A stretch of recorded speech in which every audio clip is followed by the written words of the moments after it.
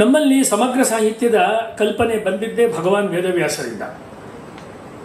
ಎಲ್ಲೋ ಅಸಂಖ್ಯವಾಗಿ ಹರಡಿದ್ದ ವೇದ ರಾಶಿಯನ್ನು ಅದನ್ನು ವ್ಯಾಸ ಮಾಡಿ ಸರಿಯಾದ ರೀತಿಯಲ್ಲಿ ಅದನ್ನು ವ್ಯಾಸ ಮತ್ತು ಸಮಾಸ ಅಂತ ಎರಡು ಕಾನ್ಸೆಪ್ಟ್ ಸಂಸ್ಕೃತದಲ್ಲಿ ಹೇಳ್ತಾರೆ. ಅದನ್ನು ಎಲ್ಲರಿಗೂ ಒದಗುವಂತೆ ಆಯಾ ಶಾಖೆಗಳವರು ವೇದವನ್ನು ಋಗ್ವೇದ, ಯಜುರ್ವೇದ, ಸಾಮವೇದ, ಅಥರ್ವವೇದ ಈ ರೀತಿ ಭಾಗ ಮಾಡಿ ಅದನ್ನು ಒಂದಷ್ಟು ವಿದ್ವಾಂಸರ ವಂಶಗಳು ಅದನ್ನು ಮುಂದುವರಿಸಿಕೊಂಡು ಕಾಪಾಡಿಕೊಂಡು ಬರಲಿ ಅನ್ನೋ ಕೆಲಸವನ್ನು ಮಾಡಿದರು. ಅದರ ಸಾರಭಾಗವಾದ ಉಪನಿಷತ್ತುಗಳಲ್ಲಿ ಮತ್ತೆ ಅದರಿಂದ ಹೆಕ್ಕಿ ತೆಗೆದ ಮಂತ್ರಗಳು ಅಥವಾ ಮಾತುಗಳನ್ನು ತೆಗೆದು ಬ್ರಹ್ಮಸೂತ್ರವನ್ನು ಅವರು ಕೊಟ್ಟರು.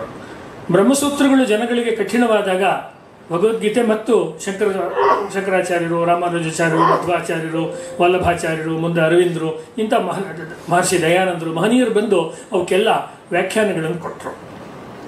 ಎಲ್ಲದರ ವ್ಯಾಖ್ಯಾನದ ಮೂಲ ಏನು ಅಂದರೆ, ನೀನು ಜಡವಸ್ತುವಲ್ಲ, ನೀನು ಹೇಡಿಯಲ್ಲ, ನೀನು ಧೀರ, ಕಶ್ಚಿತ್ ಧೀರ. ಇದು ಉಪನಿಷತ್ತಲ್ಲಿ ಮತ್ತೆ ಬರುವಂಥ ಮಾತು. ಧೀರರಂದ್ರೆ ಯಾರು? ಉಪನಿಷತ್ತಲ್ಲಿ ಬರುತ್ತೆ. ನಚಿಕೇತನ ಸಂದರ್ಭದಲ್ಲಿ ಬೇರೆ ಬೇರೆ ಧೀರತನದ ಉಪಾಸನೆ, ಧೀರತನದ ಒಂದು ಅನ್ವೇಷಣೆ, ಅಭೀಹಿ ಅನ್ನೋ ಮಾತನ್ನು ವಿವೇಕಾನಂದರು ಹೇಳಿದರು. ಇಡೀ ನಮ್ಮ ಉಪನಿಷತ್ತಿನೆಲ್ಲ ಸೋಸಿದ್ರೆ ನನಗೆ ಸಿಕ್ಕಿದ್ದು ಒಂದೇ ಮಾತು, ಅದೇನಂದರೆ ಧೈರ್ಯ, ಧೈರ್ಯ, ಧೈರ್ಯ. ಧೈರ್ಯದ ಉಪಾಸನೆಯೇ ಸನಾತನದ ಉಪಾಸನೆ. ಹೇಡಿಗಳಾದವರು ಹಿಂದೂಗಳಾಗ ಸಾಧ್ಯವೇ ಇಲ್ಲ. ಇದನ್ನು ವಿವೇಕಾನಂದರ ಮೂಲಕ, ಅರವಿಂದರ ಮೂಲಕ, ದಯಾನಂದರ ಮೂಲಕ ನಮಗೆ ಕಳೆದ 100-200 ವರ್ಷಗಳಲ್ಲಿ ನಮಗೆ ಈ ಒಂದು ಸಂದೇಶ ಸಿಕ್ತು. ಹೀಗೆ ವ್ಯಾಸರಿಂದ ಶುರುವಾದಂಥ ಈ ಒಂದು ಸಮಗ್ರದ ಅಥವಾ ಸಾಹಿತ್ಯದ ಪ್ರಸ್ತುತಿಯ ಕಲ್ಪನೆ ಮುಂದೆ ಮಹಾಭಾರತದ ಬರವಣಿಗೆ, 18 ಪುರಾಣಗಳ ಬರವಣಿಗೆ, ಆಮೇಲೆ ಇತ್ಯಾದಿಗಳ ಮೂಲಕ ನಮಗೆ ಬಂತು. ಇತ್ತೀಚಿನ ನಮ್ಮ ಕಾಲಕ್ಕೆ ಬಂದರೂ ಕೂಡ ನಮ್ಮ ದೇಶದಲ್ಲಿ ಇತಿಹಾಸ ಅನ್ನೋದು ಹೇಗೆ ನಡ್ಕೊಂಡು ಬಂದಿದೆ, ಯವನರಾಗಲಿ ಮುಘಲರಾಗಲಿ ಮಾಡಿರೋ ಅನ್ಯಾಯಗಳು ಮತ್ತು ನಮ್ಮವ್ರು ಮಾಡಿರೋ ಸಾಧನೆಗಳನ್ನೆಲ್ಲ ಕಲ್ಹಣ ಅವನು ರಾಜತರಂಗಿಣಿನಲ್ಲಿ ದಾಖಲೆ ಮಾಡಿದ. ಆಮೇಲೆ ಇನ್ನೂ 2-3 ರಾಜತರಂಗಿಣಿಗಳು ಸಂಸ್ಕೃತದಲ್ಲಿ ಬಂತು. ಅವೆಲ್ಲವೂ ನಮ್ಮ ದೇಶದ ರಾಜ ಮಹಾರಾಜರ, ರಾಣಿಯರ ಕ್ಷಾತ್ರವನ್ನು ಹೇಳ್ತು. ಅದೇ ಗಂಗಾಂಬಿಕೆಯ ಮಧುರಾ ವಿಜಯ ಇರಬಹುದು, ಇನ್ನೂ ಅನೇಕ ಐತಿಹಾಸಿಕ ಕೃತಿಗಳು ಸಂಸ್ಕೃತದಲ್ಲಿ ಬಂತು. ನಾವೆಲ್ಲ ಮರೆಯುವಂಥದ್ದು ಸಾಮಾನ್ಯ ಸಾಹಿತ್ಯ ಚರಿತ್ರಕಾರರು ಮತ್ತು ಇತಿಹಾಸದ ವಿದ್ವಾಂಸರು ಅಂದರೆ, ಪ್ರಾಕೃತ ಸಾಹಿತ್ಯ ಅಂದರೆ ಕೇವಲ ಅಹಿಂಸಾ ಸಾಹಿತ್ಯ, ಕೇವಲ ಜೈನ ಮತ್ತು ಬೌದ್ಧ ಸಾಹಿತ್ಯ ಅಂತಾರೆ. ಆದರೆ ಪ್ರಾಕೃತ ಸಾಹಿತ್ಯವನ್ನೇ ನಾನು ಓದೋನು. ನನ್ನ ಡಾಕ್ಟರೇಟ್ ವಿಷಯವೇ ಜೈನಾಲಜಿ ಮತ್ತು ಪ್ರಾಕೃತದಲ್ಲಿ ನಿಮ್ಗೆ ಎಷ್ಟು ವೀರ ರಮಣೀಯರ ಮತ್ತು ವೀರ ಪುರುಷರ ಕಾವ್ಯ ಬೇಕು ಹೇಳಿ. ನಿಮಗೆ ಪೃಥ್ವಿರಾಜ ರಾಸೋ ಇರ್ಬೋದು, ಪೃಥ್ವಿರಾಜ್ ಚೌಹಾಣಿಗೆ ಸಂಬಂಧಪಟ್ಟ ಕಾವ್ಯ ಹಿಂದುತ್ವ ಗ್ರಂಥದಲ್ಲಿ ಸಾವರ್ಕರ್ ಮೆನ್ಷನ್ ಮಾಡ್ತಾರೆ. The contribution of Prakrit to the valour literature is very significant. ಪರಾಕ್ರಮ ಸಾಹಿತ್ಯಕ್ಕೆ ಪ್ರಾಕೃತದ ಕೊಡುಗೆ ಬಹಳ ದೊಡ್ಡದು. ಅದರಲ್ಲಿ ಜೈನ ಬೌದ್ಧರ ಒಂದು ಅಹಿಂಸಾ ಮತ್ತು ತತ್ವದ ರೀತಿಯ ಸಾಹಿತ್ಯ ಬಂದಿರ್ಬೋದು ಪ್ರಾರಂಭದ ಘಟ್ಟದಲ್ಲಿ. ಆದರೆ ಪ್ರಾಕೃತದ ಉದ್ದೇಶ ಇದ್ದಿದ್ದೇನು? ಇವರೇ ಹೇಳೋ ಪ್ರಕಾರ ಎಲ್ಲ ಹಿಸ್ಟಾರಿಯನ್ಸು ಜನಸಾಮಾನ್ಯರ ಬಳಿಗೆ ಜ್ಞಾನವನ್ನು ಕೊಂಡೊಯ್ಯೋದು, ಜನಸಾಮಾನ್ಯರ ಬಳಿಗೆ ತತ್ವಜ್ಞಾನವನ್ನು ಕೊಂಡೋದ್ರು, ಪರಾಕ್ರಮಿಗಳ ಚರಿತ್ರೆಯನ್ನು ಕೊಂಡೋದ್ರು. ಈ ಭಾಗ ನಮ್ಮ ಸಾಹಿತ್ಯ ಚರಿತ್ರೆಯ ಅಧ್ಯಯನದಲ್ಲಿ, ವ್ಯಾಖ್ಯಾನದಲ್ಲಿ ಹೆಚ್ಚು ಬಿಟ್ಟು ಹೋಗುತ್ತೆ. ಇದನ್ನು ಸಾವರ್ಕರ್ ಹೇಳ್ತಾರೆ. ಮುಂದೆ ವೀರರಸದ ಸಾಹಿತ್ಯ ರಾಜಸ್ಥಾನಿಯಲ್ಲಿ ಎಷ್ಟು ಬೇಕು ನಿಮಗೆ? ಹಿಂದಿ ಭಾಷೆಯ ಪೂರ್ವ ಅವಸ್ಥೆಯ ಭಾಷೆಗಳಿತ್ತಲ್ಲ ಅವಧಿ, ಮತ್ತೊಂದು, ಅವುಗಳಲ್ಲಿ ರಾಶಿ ಸಾಹಿತ್ಯ ಬಂದಿದೆ ನಮಗೆ. ಅದೇ ಥರ ಗುರುಗೋವಿಂದ ಸಿಂಹರ ವಿಚಿತ್ರ ನಾಟಕ, ಅದು ಆತ್ಮಕಥೆ. ಅದರೊಳಗಡೆ ಅವರು ಹಿಂದೂ ಶಬ್ದವನ್ನು, ಅವರ ತಂದೆಯ ಗುರು ತೇಜ್ ಬಹದ್ದೂರ್ ಪ್ರಭಾವವನ್ನು, ಅವರು ಮಾಡಿದ ಔರಂಗಜೇಬನಿಗೆ ಅವರು ಕೊಟ್ಟಂಥ ಆಹ್ವಾನವನ್ನು, ಕಾಶ್ಮೀರಿ ಪಂಡಿತರನ್ನು ಉಳಿಸೋದಕ್ಕೆ ಅವರು ಮಾಡಿದಂಥ ತ್ಯಾಗ ಬಲಿದಾನಗಳನ್ನು ಪ್ರಾಕೃತ ಭಾಷೆಯಲ್ಲಿ ಹೇಳಿದರು. ಛತ್ರಸಾಲನ ಜೀವನ ಬಂತು, ಶಿವಾಜಿ ಮಹಾರಾಜರ ಜೀವನ ಪ್ರಾಕೃತ ಭಾಷೆಯಲ್ಲಿ ಬಂತು. ಇದು ಯಾವುದೂ ನಮಗೆ ಗೊತ್ತೇ ಆಗಲಿಲ್ಲ. Buddha and Mahavira taught in Prakrit and Pali language the philosophy of ahimsa ಅಂತ ಹೇಳಿ ಮುಗಿಸ್ಬಿಟ್ರು ಟೆಕ್ಸ್ಟ್ ಬುಕ್ಗಳಲ್ಲಿ. ಅದು ಯಾವುದೋ ಮಗಧ ಸಾಮ್ರಾಜ್ಯದಲ್ಲಿ ಇದ್ದಂಥ ಭಾಷೆಯನ್ನು ತಪ್ಪು ಕಲ್ಪನೆ ಕೊಟ್ಟರು. ನಮ್ಮ ಹಾಸನ ಶ್ರವಣಬೆಳಗೊಳದಲ್ಲಿ 10 ಪ್ರಾಕೃತ ಗ್ರಂಥಗಳು ಸೃಷ್ಟಿಯಾಗಿದೆ. ನಾನು ಆ ವಿಷಯಕ್ಕೆ ಹೋಗಲ್ಲ, ಪ್ರಾಕೃತ ನನ್ನ ಪ್ರಿಯವಾದ ವಿಷಯ, ಅದಕ್ಕೆ ಹೋಗಲ್ಲ. ಏನು ಹೇಳಿದೆ ಅಂದರೆ, ಸಾವರ್ಕರ್ ಅವರು ಈ ಪ್ರಾಕೃತದಲ್ಲಿದ್ದಂಥ ಈ ವೀರರಸದ ದೇಶಭಕ್ತಿಯ ಸಾಹಿತ್ಯವನ್ನು ಮತ್ತೆ ವರಾಹಾವತಾರದಲ್ಲಿ ಅವನು ಹಿರಣ್ಯಾಕ್ಷ ಬಚ್ಚಿಟ್ಟಂಥ ಭೂಮಾತೆಯನ್ನು ಹೇಗೆ ಅವನು ವರಹಪ್ರಭು ಎತ್ಕೊಂಡು ಬಂದ ತನ್ನ ಕೋರೆದಾಡಿಗಳ ಮೇಲೆ ಮಹಾವಿಷ್ಣು, ಹಾಗೆ ಈ ಪರಾಕ್ರಮಿ ಸಾಹಿತ್ಯವನ್ನು ಸಾವರ್ಕರ್ ಮತ್ತೆ ಮೇಲಿಗೆ ತಗೊಬಂದು ಎಸ್ಟಾಬ್ಲಿಷ್ ಮಾಡಿದ್ರು. ಹಾಗಾಗಿ ಯಾರು ಸಂಸ್ಕೃತ ಬ್ರಾಹ್ಮಣರ ಭಾಷೆ, ವೈದಿಕ ಪುರೋಹಿತಶಾಹಿ ಭಾಷೆ ಅಂತಾರೆ, ನಾನು ಅವರಿಗೆ ಈ ವೇದಿಕೆ ಮೂಲಕ ಕೊಡೋ ಸವಾಲು ಏನಂದರೆ, ದಯವಿಟ್ಟು ಪ್ರಾಕೃತನಾದರೂ ಓದಿ. ಪ್ರಾಕೃತದಲ್ಲಿರೋ ವೀರ ಸಾಹಿತ್ಯವನ್ನು ಯಾಕೆ ಓದ್ತಿಲ್ಲ ನೀವು? ಅಂದರೆ ನಿಮಗೆ ಪ್ರಾಚೀನ ಪರಂಪರೆ ಯಾವುದೂ ಬೇಡ, ಅದನ್ನು ಬೈಯಕ್ಕೆ ನೀವು ಈ ಗೂಬೆ ಕೊಡಿಸೋ ಕೆಲಸ ಮಾಡ್ತಿದ್ದೀರ. ಇರಲಿ, ಈ ಸಮಗ್ರದ ಚರಿತ್ರೆ ನಮ್ಗೆ ಈಗ ನಮ್ಮ ಕಾಲಕ್ಕೆ ಬಂದಾಗ, ಸ್ವಾಮಿ ವಿವೇಕಾನಂದರ ಸಮಗ್ರ ಅವರ ಜೀವಿತ ಕಾಲದಲ್ಲಿ 2 ಅಥವಾ 3 ಸಂಪುಟದಲ್ಲಿ ಬಂದಿತ್ತು. ಆಮೇಲೆ ಅದು 6 ಸಂಪುಟ ಆಯಿತು. ಕೊನೆಗೆ ಅದು 9-10 ಸಂಪುಟಗಳ ತನಕ 9 ಸಂಪುಟದ ತನಕ ವಿವೇಕಾನಂದರ ಲಿಟ್ರೇಚರ್ ಸಿಕ್ತು. ಇನ್ನು ಇಂಗ್ಲೆಂಡಲ್ಲಿ ಅಮೆರಿಕಾದಲ್ಲಿ ಅವ್ರು ಮಾಡಿದಂಥ ಸಾಧನೆಗಳನ್ನು ಅಲ್ಲಿರುವಂಥ ವಿದೇಶಿ ಶಿಷ್ಯರು ಇನ್ನಷ್ಟು ಸಂಪುಟಗಳಲ್ಲಿ ತೆಗೆದುಕೊಂಡು ಬಂದರು. ಅದೊಂದು ದೊಡ್ಡ ಸಾಕ್ಷಿ. ಅದಾದಮೇಲೆ ರಾಮಕೃಷ್ಣ ಮಿಷನ್ ರಾಮಕೃಷ್ಣಾಶ್ರಮದ ಸಾಧಕರು ಸ್ವಾಮಿ ಅಧೇದಾನಂದರು ಮಾಡಿರುವಂಥ ಸಮಗ್ರ ಸಾಹಿತ್ಯ ಅಂತಂದರು. ಸಾಮಾನ್ಯವಾಗಿ ನಾವು ಸಮಗ್ರವನ್ನು ಹೇಳುವಾಗಿ ರಾಜಕಾರಣಿಗಳು ಕಾಂಗ್ರೆಸ್ನಲ್ಲಿ ಅಥವಾ ಬೇರೆ ಪಕ್ಷಗಳಲ್ಲಿ ಇದ್ದವ್ರಿಗೆ ಮಾತ್ರನೇ ನಾವು ಹೆಚ್ಚು ಹೈಲೈಟ್ ಮಾಡ್ತೀವಿ ಪೊಲಿಟಿಕಲ್ ಸೈನ್ಸ್ ಕ್ಲಾಸ್ಗಳಲ್ಲಿ. ಬೇರೆದು ನಮ್ಮದೇ ಭಾರತೀಯವಾದಂಥದ್ದಿದೆ ಅನ್ನೋದಕ್ಕೆ ಈ ಉದಾಹರಣೆ. ಸಿಸ್ಟರ್ ನಿವೇದಿತಾ ಅವರ ಅನೇಕ ಬರವಣಿಗೆಗಳು ಸಮಗ್ರ ಸಾಹಿತ್ಯವಾಗಿ ಇವತ್ತು ಇಂಗ್ಲಿಷ್ನಲ್ಲಿ ಮಾತ್ರ ಇದೆ. ನನಗೆ ತಿಳಿದಂತೆ ಹಿಂದಿಯಲ್ಲೂ ಇಲ್ಲ, ಕನ್ನಡದಲ್ಲಿ ದೂರದ ಮಾತು. ಸಿಸ್ಟರ್ ನಿವೇದಿತಾ ಸಮಗ್ರ ಸಾಹಿತ್ಯ ಕನ್ನಡದಲ್ಲಿ ಇಲ್ಲ. ಅಂದರೆ ಈ ಕೆಲಸವನ್ನು ಇನ್ನೂ ಮಾಡೋದಕ್ಕೆ ಎಷ್ಟಿದೆ ಅನ್ನಕ್ಕೆ ನಾನು ಈ ಸೂಚಕವಾಗಿರೋ ಮಾತುಗಳನ್ನು ಹೇಳ್ತಾ ಇದ್ದೀನಿ. ಯೋಗಿ ಅರವಿಂದರದ್ದು ಶತಮಾನೋತ್ಸವ ಸಂದರ್ಭದಲ್ಲಿ ಹಲವಾರು ಸಂಪುಟಗಳು 30-32 ಸಂಪುಟಗಳಲ್ಲಿ ಅವರ ಸಮಗ್ರ ಬಂತು. ಅದಾದಮೇಲೆ ಸಮಗ್ರದಲ್ಲಿ ಸೇರದೇ ಇರುವ ಅನೇಕ ಅಮೂಲ್ಯವಾದ ಪತ್ರಗಳು ಇತ್ಯಾದಿ. ಅದಕ್ಕೆ ಒಂದು ರಿಸರ್ಚ್ ಲೈಬ್ರರಿ ಇದೆ ಪಾಂಡಿಚೇರಿಯಲ್ಲಿ. ನಿರಂತರವಾಗಿ ಅರವಿಂದರ ಸಾಹಿತ್ಯ ಬೆಳೀತಾ ಇದೆ. ಸರ್ಕಾರ ಎಸ್ಟಾಬ್ಲಿಷ್ ಆದಮೇಲೆ ಸ್ವಾಮಿನಾಥನ್ ಅನ್ನುವ ಅವರ ನೇತೃತ್ವದಲ್ಲಿ ಗಾಂಧಿ ಅವರ MK ಗಾಂಧಿ ಅವರ ಸಾಹಿತ್ಯವನ್ನು 100 ಸಂಪುಟಗಳಲ್ಲಿ ತಂದರು. ನೆಹರು ಮೆಮೋರಿಯಲ್ ಲೈಬ್ರರಿಯವರು ಸುಮಾರು 60-63 ಸಂಪುಟಗಳಲ್ಲಿ ನೆಹರು ಅವರ ಸಾಹಿತ್ಯ ತಂದಿದ್ದಾರೆ. ಅದರ 40-43 ಸಂಪುಟ ನನ್ನ ಹತ್ರನೇ ಇದೆ, ನಾನೇ ಅದನ್ನು ಓದ್ತಾ ಇದ್ದೀನಿ. ಇದಾದಮೇಲೆ ವಸಂತ್ ಮೂನ್ ಅವರು ಮಹಾರಾಷ್ಟ್ರದಲ್ಲಿ ಅಂಬೇಡ್ಕರ್ ಅವರ ಮಹಾನಿರ್ಮಾಣದ ನಂತರ ಮತ್ತು ರಿಪಬ್ಲಿಕನ್ ಪಾರ್ಟಿ ಆಫ್ ಇಂಡಿಯಾ ಪೂರ್ತಿ ಅದು ನಶಿಸಿ ಹೋಗಿತ್ತು. ದಲಿತ್ ಪ್ಯಾಂಥರ್ ಮೂವ್ಮೆಂಟ್ ಬಂದಿತ್ತು. ಅವ್ರ ನಡುವೆ ಒಂದು ವ್ಯತ್ಯಾಸ ಇತ್ತು. ಆಗ ಅಂಬೇಡ್ಕರ್ ಅವರ ಮೊದಲನೇ ಹೆಂಡತಿಯ ಮಗ ಪ್ರಕಾಶ್ ಅಂಬೇಡ್ಕರ್ ಮತ್ತು ಎರಡನೇ ಹೆಂಡತಿ ಸವಿತಾ ಅಂಬೇಡ್ಕರ್ ಅಥವಾ ಸವಿತಾ ಕಬೀರ್ ಅವ್ರ ನಡುವೆ ವ್ಯಾಜ್ಯ ಬಂದು ಇಡೀ ಅಂಬೇಡ್ಕರ್ ಸಾಹಿತ್ಯ ಕೋರ್ಟಲ್ಲಿತ್ತು. ಕೋರ್ಟಿಂದ ಅದನ್ನು ಬಿಡಿಸ್ಕೊಂಡು ಬಂದು ವಸಂತ್ ಮೂನ್ ಅಂತ ಅಂಬೇಡ್ಕರ್ ಅನುಯಾಯಿಗಳು ಅವರು ಅದನ್ನು ಬಡದಾಡಿ ಕಷ್ಟಪಟ್ಟು ಇದ್ದಿದ್ರಲ್ಲಿ ಹುಳ ಹತ್ತದೇ ಇರುವಂಥ ಎಷ್ಟು ಕೆಲಸ ಆಗುತ್ತೋ ಅದು ಪುಸ್ತಕ ಹಾಳೆ ಮಿಕ್ಕಿದ್ಯೋ ಅದನ್ನೆಲ್ಲ ಅವರು 22-23 ಸಂಪುಟಗಳಲ್ಲಿ ಅಂಬೇಡ್ಕರ್ ಸಾಹಿತ್ಯವನ್ನು ಅವರು ಪ್ರಕಟ ಮಾಡಿದ್ರು. ಅದನ್ನ ಸರ್ಕಾರ ಆಮೇಲೆ ತಾನು ಕ್ಲೈಮ್ ಮಾಡಿರ್ಬೋದೇ ಹೊರತು ಪ್ರಕಟ ಮಾಡಿದ್ದು ಅಂಬೇಡ್ಕರ್ ಅವರ ನಿಷ್ಠಾವಂತ ಅನುಯಾಯಿಗಳೇ. ಅದೇ ಕೆಲಸವೇ ಈಗ ಸಾವರ್ಕರ್ ವಿಷಯದಲ್ಲೂ ನಡೀತಾ ಇದೆ. ಮುಂದೆ ಇದನ್ನು ಯಾವುದೋ ಒಂದು ಸರ್ಕಾರ ಜವಾಬ್ದಾರಿ ತಗೋಬಹುದು. ಸದ್ಯಕ್ಕಂತೂ ನಮಗೆ ಮಿಥಿಕ್ ಸೊಸೈಟಿಯವರು ಕೊಟ್ಟಿರೋ ಸಂಪೂರ್ಣವಾದ ಬೆಂಬಲದ ನೆರವಿನ ಕಾರಣದಿಂದ ಈ ಕೆಲಸ ಆಗ್ತಾ ಇದೆ. ಅಂದರೆ ಹೋದ 100 ವರ್ಷದಲ್ಲಿ ನಡೆದಿರೋ ಈ ಸಮಗ್ರ ಗ್ರಂಥಗಳ ಪ್ರಕಟಣೆ ಇದೆಯಲ್ಲ, ಇದೇ ಒಂದು ಚರಿತ್ರೆ, ಇದೇ ಒಂದು ನಮ್ಮ ಪಾರ್ಟ್ ಆಫ್ ನಮ್ಮ ಹಿಸ್ಟ್ರಿ. ಅದೇ ರೀತಿಯಲ್ಲಿ ಬಹಳ ಮಜಾ ಹೇಳ್ತೀನಿ, ಲೋಕಮಾನ್ಯ ತಿಲಕರು ಯಾರು ಸಾವರ್ಕರ್ ಅವರಿಗೆ ಗುರುಸ್ಥಾನದಲ್ಲಿ ಗುರುಸಮಾನರು, ಅವರ ಸಮಗ್ರ ಇದೆ. ನಾನು ಹರ್ಷ ಅವರು ಮಹಾರಾಷ್ಟ್ರದಲ್ಲಿ ತಿಲಕರ ಮನೆಗೆ ಹೋಗಿ ಬಂದಿದ್ದೆ ಪೂನಾಗೆ ಹೋದಾಗ. ಅಲ್ಲಿ ಅದೊಂದು ಕಡೆ ಧೂಳು ತಿನ್ಕೊಂಡು ಬಿದ್ದಿದೆ. 10 ಸಂಪುಟ ಮರಾಠಿಯಲ್ಲಿದೆ, ಹಿಂದಿಯಲ್ಲಿ ಕೂಡ ಇಲ್ಲ. ಲೋಕಮಾನ್ಯ ತಿಲಕರು ಅಂಥವರು ಗಾಂಧೀಜಿಯವರು ಅಥವಾ ಮುಂದೆ ಬಂದ ಲೀಡರ್ಸ್ ಎಲ್ಲ ಬರೋಕ್ಕಿಂತ ಮುಂಚೆ ತುಂಬ ಟಾಲ್ ಫಿಗರ್ ಅವರು, ಬಹಳ ದೊಡ್ಡ ವ್ಯಕ್ತಿಯವರು ನಮ್ಮ ಇತ್ತೀಚಿನ ಕಾಂಟೆಂಪರರಿ ಹಿಸ್ಟ್ರಿಯಲ್ಲಿ. ಅವರ ಇಡೀ ಬರವಣಿಗೆ, ಅವರ ಕೇಸರಿ ಮರಾಠದಲ್ಲಿ ಬರೆದ ಪತ್ರಿಕಾ ಲೇಖನಗಳು, ಅವುಗಳ ಅನುವಾದ ಹಿಂದಿ ಭಾಷೆಯಲ್ಲೂ ಸಿಕ್ಕಲ್ಲ.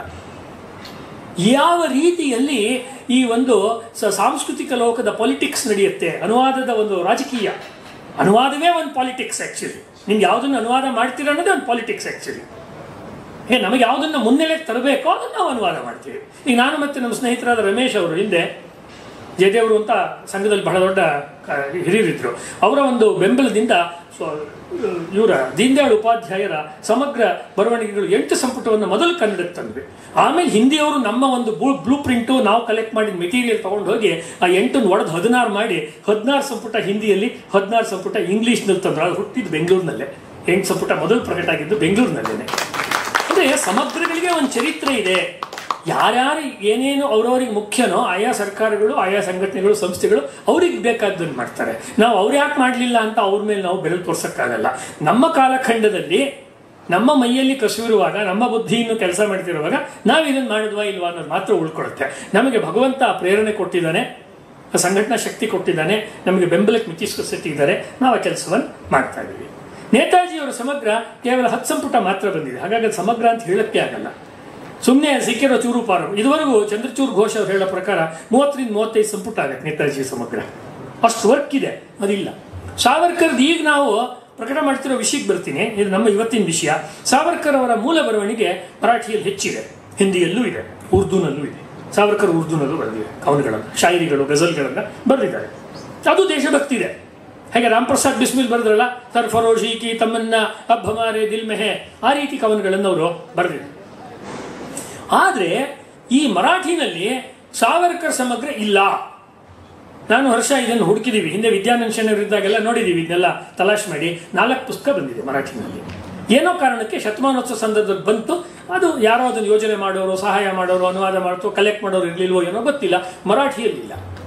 ಮುಂದೆ ಮರಾಠಿಯಲ್ಲಿ ಇರುವ ಮತ್ತು ಮರಾಠಿಯಲ್ಲಿ ಅದು ಚದುರಿ ಹೋಗಿರುವ ಮತ್ತು ಅಲ್ಲಿ ಇಲ್ಲಿ ಇರುವಂಥ ಫೈಲ್ಗಳನ್ನ ಇದನ್ನೆಲ್ಲ ಸೇರಿಸ್ಬಿಟ್ಟು ವಾಜಪೇಯಿ ಅವ್ರ ಕಾಲದಲ್ಲಿ ಅವರು ಪ್ರಧಾನಮಂತ್ರಿಗಳಾಗಿದ್ದಾಗ ಹಿಂದಿಯಲ್ಲಿ 10 ಸಂಪುಟಗಳು ಬಂತು. ಇದನ್ನು ಪ್ರಭಾತ್ ಪ್ರಕಾಶ್ ಎಂದವರು ಮಾಡಿದರು.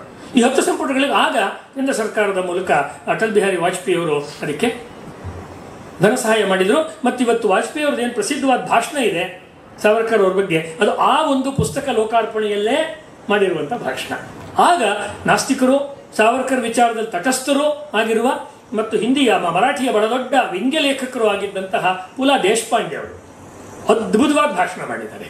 ಆ ಕಾರ್ಯಕ್ರಮದಲ್ಲಿ ಅವರು ಇದ್ರು ಅತಿಥಿಗಳಾಗಿ ಮೊದಲನೇ ಸಂಪುಟ ಅಥವಾ ಈ ಸಮಗ್ರದ ಹಿಂದಿಯ ಸಮಗ್ರದ ಬಿಡುಗಡೆಯಲ್ಲಿ. ಆದ್ಮೇಲೆ ಇತ್ತೀಚೆಗೆ ಮತ್ತೆ ಆ ಸಂಪುಟಗಳು ಯಥಾವತ್ತಾಗಿ ಪ್ರಕಟವಾಗಿದೆ. ನನ್ನ ಪ್ರಕಾರ ಇನ್ನೂ ಹುಡುಕಿದ್ರೆ, ಉದಾಹರಣೆ ನಾನು ಕೊಡ್ತೀನಿ. ಧನಂಜಯ ಕೀರ್ ನಾನೇ ಅನುವಾದ ಮಾಡಿದೆ.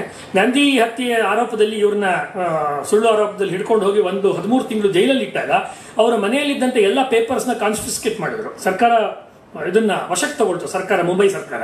ಅದರೊಳಗಡೆ ಧನಂಜಯ ಕೀರ್ ಬರೆಯೋದು ರಾಸ್ ಬಿಹಾರಿ ಬೋಸು, ಭಗತ್ ಸಿಂಗ್ ಇತ್ಯಾದಿ ಮಹನೀಯರಿಗೆ, ಕ್ರಾಂತಿಕಾರಿಗಳಿಗೆ ಬರೆದ ಇವರಿಗೆ ಬರೆದಂಥ 10,000 ಪತ್ರಗಳು, 10,000 ಲೆಟರ್ಸ್, ಆರ್ಟಿಕಲ್ಸು ಅಲ್ಲ, ಪೇಜಸ್ಸು ಅಲ್ಲ. ಅದು ಎಷ್ಟೆಷ್ಟು ಪುಟಗಳಿತ್ತೋ, ಕೆಲವು 2 ಪುಟ ಇರ್ಬೋದು, ಕೆಲವು 1 ಲೈನ್ ಇರ್ಬೋದು, ಗೊತ್ತಿಲ್ಲ, ಹೊಟ್ಟೋಯ್ತು. ಭಾರತದ ಕ್ರಾಂತಿಕಾರಿ ಸಾಹಿತ್ಯದ ಸರ್ವನಾಶ ಮೊದಲನೇ ಸರ್ಕಾರದಿಂದ ಆಯಿತು. ಉದ್ದೇಶವೇ ಅದಾಗಿತ್ತು, ಅದಕ್ಕೆ ಬಂಧನ ಮಾಡಿದ್ದು. ಸಾವರ್ಕರ್ ಬಂಧನ ಮಾಡಿದ್ದು ಈ ಸಾಹಿತ್ಯವನ್ನು ಅವ್ರ ಮನೆಗೆ ಹೋಗಿ ತಗೊಳಕ್ಕಾಗಲ್ಲ ಅಲ್ವಾ. ನಾನು ಬರೀ ಸಾಹಿತ್ಯದ ಹೇಳ್ತಾ ಇದ್ದೀನಿ, ಯಾವ ರಾಜಕೀಯ ವಿಷಯನೂ ಹೇಳ್ತಿಲ್ಲ. ಒಬ್ಬ ಸಾಹಿತಿಯನ್ನು ಕೊಲ್ಲುವುದು ಅಂದರೆ ಅವನ ಪುಸ್ತಕಗಳು ಮೂಲ ಹಸ್ತಪ್ರತಿಯನ್ನು ನಾಶ ಮಾಡೋದು. ಅವ್ನು ಬದುಕಿದ್ದೇನು ಪ್ರಯೋಜನ? ಹೀಗೆ 10,000 ಪುಟಗಳ ಪತ್ರಗಳನ್ನು ಅಲ್ಲಿ ನಾಶ ಮಾಡಿದ್ರು. ಈಗಲೂ ಅಳದುಳದಲ್ಲಿ ಅಂಬೇಡ್ಕರ್ ಅವರು ಸಾವರ್ಕರ್ ಬರೆದಿದ್ದು, ಸಾವರ್ಕರ್ ಅವರು ಅಂಬೇಡ್ಕರ್ ಬರೆದಿದ್ದ ಪತ್ರಗಳಿದ್ದಾರೆ. ಆದರೆ ಅದನ್ನ ಯಾರು ಹೈಲೈಟ್ ಮಾಡಬೇಕು, ಅವರು ಹೈಲೈಟ್ ಮಾಡೋದಿಲ್ಲ. ಈ ರೀತಿ ಸಾವರ್ಕರ್ ಅವ್ರದ್ದು ಕನಿಷ್ಠ ಇನ್ನೊಂದು 10 ಪುಸ್ತಕಕ್ಕಾಗುವಷ್ಟು ಮಾಹಿತಿ ಅದು ಹೋಯ್ತು. ಇದಲ್ಲದೆ ಗುರುಗೋವಿಂದ ಸಿಂಹರ ಬಗ್ಗೆ ಅವರು ಬರೆದಿದ್ರು, ಖಾಲ್ಸಾ ಬಗ್ಗೆ ಬರೆದಿದ್ರು. ಆ ಪುಸ್ತಕ ಕೂಡ ಅವರು ಬಂಧನವಾಗಿ ಲಂಡನ್ನಿಂದ ಇಲ್ಲಿ ಬರೋ ಸಂದರ್ಭದಲ್ಲಿ ಹೋಯ್ತು. ಅಂದ್ರೆ ಅಳಿದುಳಿದ ಕಾಲರಾಯನ ಕರ್ಕಶವಾದ ಹೊಡೆತಕ್ಕೆ ಸಿಕ್ಕು, ಅವನ ಗದಾಪ್ರಹಾರಕ್ಕೆ ಸಿಕ್ಕು, ಹೇಗೆ ಎಲೆಗಳೆಲ್ಲ ಉದುರೋಗುತ್ತೆ ಒಂದು ಜೋರು ಮಳೆ ಬಂದಾಗ, ಸಂಜೆ ಮಳೆ ಬಂದಾಗ, ಅಡ್ಡ ಮಳೆ ಬಂದಾಗ ಎಲ್ಲ ಗಿಡ ಮರ ಎಲ್ಲ ಬಿದ್ದೋಗುತ್ತೆ. ಆ ರೀತಿ ಹೋಗಿ ಈ ಎಷ್ಟು ಮಿಕ್ತೋ ಅದೇ 10 ಸಂಪುಟ ಇದೆ. ಅದರಲ್ಲಿ ಪ್ರತಿಯೊಂದು ತೇಜಸ್ವಿಯಾದ ಸಾಲುಗಳಿಂದ ಕೂಡಿರುವ ಪರಾಕ್ರಮವನ್ನು ನಮ್ಮ ಹೃದಯದಲ್ಲಿ ಕೆರಳಿಸುವ, ಉದ್ದೀಪನ ಮಾಡುವಂಥ ಸಾಹಿತ್ಯ. ಇದನ್ನು ಓದಿದವರು ಹುಲಿನೇ ಆಗಲ್ಲ, ಇಲಿ ಆಗಲ್ಲ. ಸಾವರ್ಕರ್ ಈ ಸಾಹಿತ್ಯ ನೀವು ಮನೇಲಿ ತಗೊಂಡೋಗಿ ಮಕ್ಕಳು ಕೊಟ್ಟರೆ ನಮ್ಮ ಮಕ್ಕಳು ಧೈರ್ಯವಂತರೇ ಆಗೋದು. ಮಾತ್ರ ವಿಟಮಿನ್ ಇದ್ದಂಗೆ, ವಿಟಮಿನ್ ಧೈರ್ಯ ಈ ಸಾಹಿತ್ಯದಲ್ಲಿದೆ. ಇದಿಷ್ಟು. ನಾಗಾ ಹುಬ್ಳಿಯವರು ಕನ್ನಡದಲ್ಲಿ ಒಳ್ಳೆ ಅನುವಾದಕರು. ಅವರು ಹಿಂದೆ ಅನೇಕ ಅನುವಾದಗಳನ್ನು ಮಾಡಿದ್ದಾರೆ. ಹಿಂದಿ ಚೆನ್ನಾಗಿ ಬರುತ್ತೆ, ಬಂಗಾಳಿ ಭಾಷೆ ಅವರಿಗೆ ಮೂಲ ಬರುತ್ತೆ. ಬಂಗಾಳಿಯಿಂದ ಅವರು ಇತ್ತೀಚೆಗೆ ಶ್ರೀಮಂತ ವೇಶ್ಯೆ ಆತ್ಮಕಥೆ ಅನ್ನೋ ಪುಸ್ತಕ ಮಾಡಿದರು. ಮತ್ತು ಇನ್ನೂ ಬೇರೆ ಬೇರೆ ಒಳ್ಳೊಳ್ಳೆ ಪುಸ್ತಕಗಳನ್ನು ಮಾಡಿದ್ರು.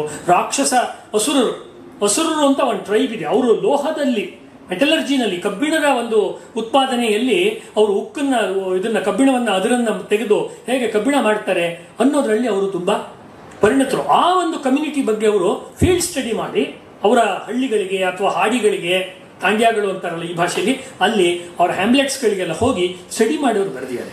ಅವರು ಪತ್ರಿಕೋದ್ಯಮ ವಿಭಾಗದಲ್ಲಿ ಪ್ರೊಫೆಸರು ಜಾರ್ಖಂಡ್ ಯೂನಿವರ್ಸಿಟಿನಲ್ಲಿ. ಆದರೆ ಅವರ ಆಸಕ್ತಿ ಇರೋದು ಟ್ರೈಬಲ್ ಸ್ಟಡೀಸ್, ಜಾನಪದ. ತುಂಬ ಕೆಲಸ ಮಾಡಿದ್ದಾರೆ.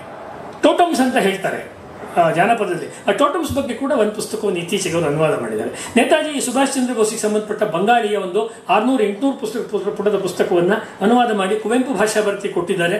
ಅದಿನ್ನೂ ಪೈಪ್ಲೈನ್ನಲ್ಲಿದೆ. ಆಮೇಲೆ ಈ ಸಂವಿಧಾನದ ಡಿಬೇಟ್ಸ್ ಇನ್ ಪುಸ್ತಕ ಬಂತಲ್ಲ, ಅದರ ಕೆಲವು ಸಂಪುಟಗಳನ್ನು ಅವರು ಅನುವಾದ ಮಾಡಿದ್ದಾರೆ. ಹೀಗೆ ಅನೇಕ ಉತ್ತಮವಾದ ಪುಸ್ತಕಗಳನ್ನು ಅವರು ಮಾಡಿದ್ದಾರೆ. ನಮ್ಮ ಹರ್ಷ ಅವರ ಪ್ರಕಟ ಮಾಡಿರುವ ಗಾಂಧಿಯವರ ಬಗ್ಗೆ ಕೊಠಾರಿ ಅವರ ಪುಸ್ತಕ ಕ್ರಿಟಿಕ್ ಆಫ್ ಗಾಂಧಿ, ಅದನ್ನ ತುಂಬ ಒಳ್ಳೆಯ ಪುಸ್ತಕ. ಅಂದರೆ ತಾತ್ವಿಕವಾಗಿ ನೋಡಿದಾಗ ಗಾಂಧಿಯವರ ಪೊಳ್ಳುತನ ಎಂಥದ್ದು ಅನ್ನೋದನ್ನು ಬಿಚ್ಚಿಟ್ಟಿರುವಂಥ ಪುಸ್ತಕ. ಅದನ್ನು ಹರ್ಷ ಅವರು ಅನುವಾದ ಮಾಡಿದ್ರು. ನಾಗಾ ಹುಬ್ಳಿಯವರು ಆ ಪುಸ್ತಕವನ್ನು ಅನುವಾದ ಮಾಡಿ, ಅಂದರೆ ಏನಂದರೆ ಗಂಭೀರವಾದ ಗಟ್ಟಿಯಾದಂಥ ಬರವಣಿಗೆ, ಅದನ್ನು ಕನ್ನಡಕ್ಕೆ ಕೊಡುವಂಥ ಕೆಲಸವನ್ನು ಅವರು ತಮ್ಮ ವೃತ್ತಿ ಜೀವನದ ಮಧ್ಯದಲ್ಲೇ ಅವರು ತುಂಬ ಅಚ್ಚುಕಟ್ಟಾಗಿ ಮಾಡ್ತಿದ್ದಾರೆ. ಅವ್ರು ಮೊನ್ನೆ ಫೋನ್ ಮಾಡಿ, ಸರ್ ನನಗೆ ಲಾಸು, ಈ ಕಾರ್ಯಕ್ರಮಕ್ಕೆ ಬರಬೇಕಾಗಿತ್ತು, ಇದೆಲ್ಲರ ಮಾತುಗಳನ್ನು ಕೇಳಬೇಕಿತ್ತು. ಆದರೆ ರಜಾ ಸಿಗ್ತಿಲ್ಲ. 15 ದಿವಸ ಯಾವುದೋ NSS ಕ್ಯಾಂಪಿಗೆ ಹೋಗಿದ್ರಂತೆ, ಅಥವಾ ಯಾವುದೋ ಅವರ ಫೀಲ್ಡ್ ವರ್ಕ್ಗೆ, ಟ್ರೈಬಲ್ ಇದಕ್ಕೆ. ಆಮೇಲೆ ಮತ್ತೆ ಡಿಪಾರ್ಟ್ಮೆಂಟಿಗೆ ಸೇರ್ಕೊಂಡಿದ್ದಾರೆ. ರಜೆ ಸಿಗ್ತಾ ಇಲ್ಲ ಸರ್ ಅಂತ ಅವ್ರು ಮೊನ್ನೆ ನಾನು ಮತ್ತು ಹರ್ಷ ಅವ್ರು ಫೋನ್ನಲ್ಲಿ ಮಾತನಾಡಿದಾಗ ತಿಳಿಸಿದ್ರು. ಹಾಗಾಗಿ ನಾಗ ಹುಬ್ಳಿಯವರು ಈ ಪುಸ್ತಕವನ್ನು, ಇಡೀ ಸಂಪುಟವನ್ನು ಅನುವಾದ ಮಾಡಿದ್ದಾರೆ. ಹಾಗೆ ಸಂಪುಟ 6 ಡಾಕ್ಟರ್ SR ಲೀಲಾ ಅವರು ಪೂರ್ತಿ ಅನುವಾದ ಮಾಡಿದಾರೋ, ಸಮಗ್ರ ಸಂಪುಟದ ಸಮಗ್ರ ಅನುವಾದ. ಹಾಗೆ ಮೊದಲನೇ ಸಮಗ್ರ ಸಂಪುಟದ ಇಡೀ 950 ಪುಟಗಳ ಗ್ರಂಥವನ್ನು ಇವರು ಅನುವಾದ ಮಾಡಿದ್ದಾರೆ. ಹಾಗೆ ನಾಗ ಹುಬ್ಳಿಯವರಿಗೆ ನಾನು ಈ ವೇದಿಕೆ ಮೂಲಕ ಹೇಳೋದೇನೆಂದರೆ ಅಭಿನಂದನೆಗಳು. ಒಂದು, ಇದಕ್ಕೆ ಕುವೆಂಪು ಭಾಷಾ ಭಾರತಿ ಆಗಲಿ ಅಥವಾ ಬೇರೆ ಬೇರೆ ಅನುವಾದದ ಅಕಾಡೆಮಿಗಳಾಗಲಿ ಇದಕ್ಕೆ ಈ ವರ್ಷದ ಅನುವಾದ ಪ್ರಶಸ್ತಿಯನ್ನು ಕೊಡಲಿಕ್ಕೆ ಇದು ಯೋಗ್ಯವಾದ ಪುಸ್ತಕ ಅಂತ ಪ್ರೂಫ್ನಲ್ಲೇ 2 ಸತಿ ಓದಿ ನಾನು ಇದನ್ನು ಧೈರ್ಯವಾಗಿ ಹೇಳಬಲ್ಲೆ. ಮುಂದೆ ಸಿದ್ದರಾಮ್ ಅವರು ಕೂಡ ಅವರ ಅಭಿಪ್ರಾಯಗಳನ್ನು ಹೇಳಿ. ಯಾಕಂದರೆ ಭಾಷೆ ಸರಳವಾಗಿದೆ, ಓದಿಸ್ಕೊಂಡು ಹೋಗುತ್ತೆ, ಎಲ್ಲೂ ತಡೆಯೋದಿಲ್ಲ. ಅವರಿಗೆ ಆತ್ಮಸಾತ್ ಅಂತೀವಲ್ಲ, ಅವರದನ್ನು ತಾವು ಇಷ್ಟಪಟ್ಟು ಡೈಜೆಸ್ಟ್ ಮಾಡಿಕೊಂಡು ಅವರು ಅನುವಾದವನ್ನು ಮಾಡಿದ್ದಾರೆ. ಈ ಅನುವಾದದಲ್ಲಿ ಒಂದು ಚಾಲೆಂಜ್ ಏನಂದರೆ, ಸಾವರ್ಕರ್ ಕವಿ ಆದ್ದರಿಂದ ಮಧ್ಯ ಕವನಗಳಿವೆ. ಅದು ಬೇರೆಯವ್ರ ಕವನ ಅಲ್ಲ, ಯಾವುದೋ ಶೇಕ್ಸ್ಪಿಯರ್ ಕವನನೋ, ಸಂಸ್ಕೃತದಲ್ಲಿ ಈಗಾಗಲೇ ರೆಡಿಯಾಗಿರೋ ಕಾಳಿದಾಸ, ಭೌಭೂತಿ ಈ ರೀತಿ ಶ್ಲೋಕಗಳಾದರೆ ಬೇರೆ ಯಾರೋ ಮಾಡಿರೋ ಅನುವಾದ ಸಿಕ್ಕತ್ತೆ. ಅದನ್ನು ಇಟ್ಕೊಂಡು ಹಾಗೆ ಅಡ್ಜಸ್ಟ್ ಮಾಡಿಬಿಟ್ಟು ಅನುವಾದ ಮಾಡ್ಬೋದು. ಅನುವಾದಕರ ಕಷ್ಟಗಳೇನು ಅಂತ. ಆದರೆ ಇದು ಸಾವರ್ಕರ್ರೇ ಮರಾಠಿಯಲ್ಲಿ ಬರೆದಿರೋದು.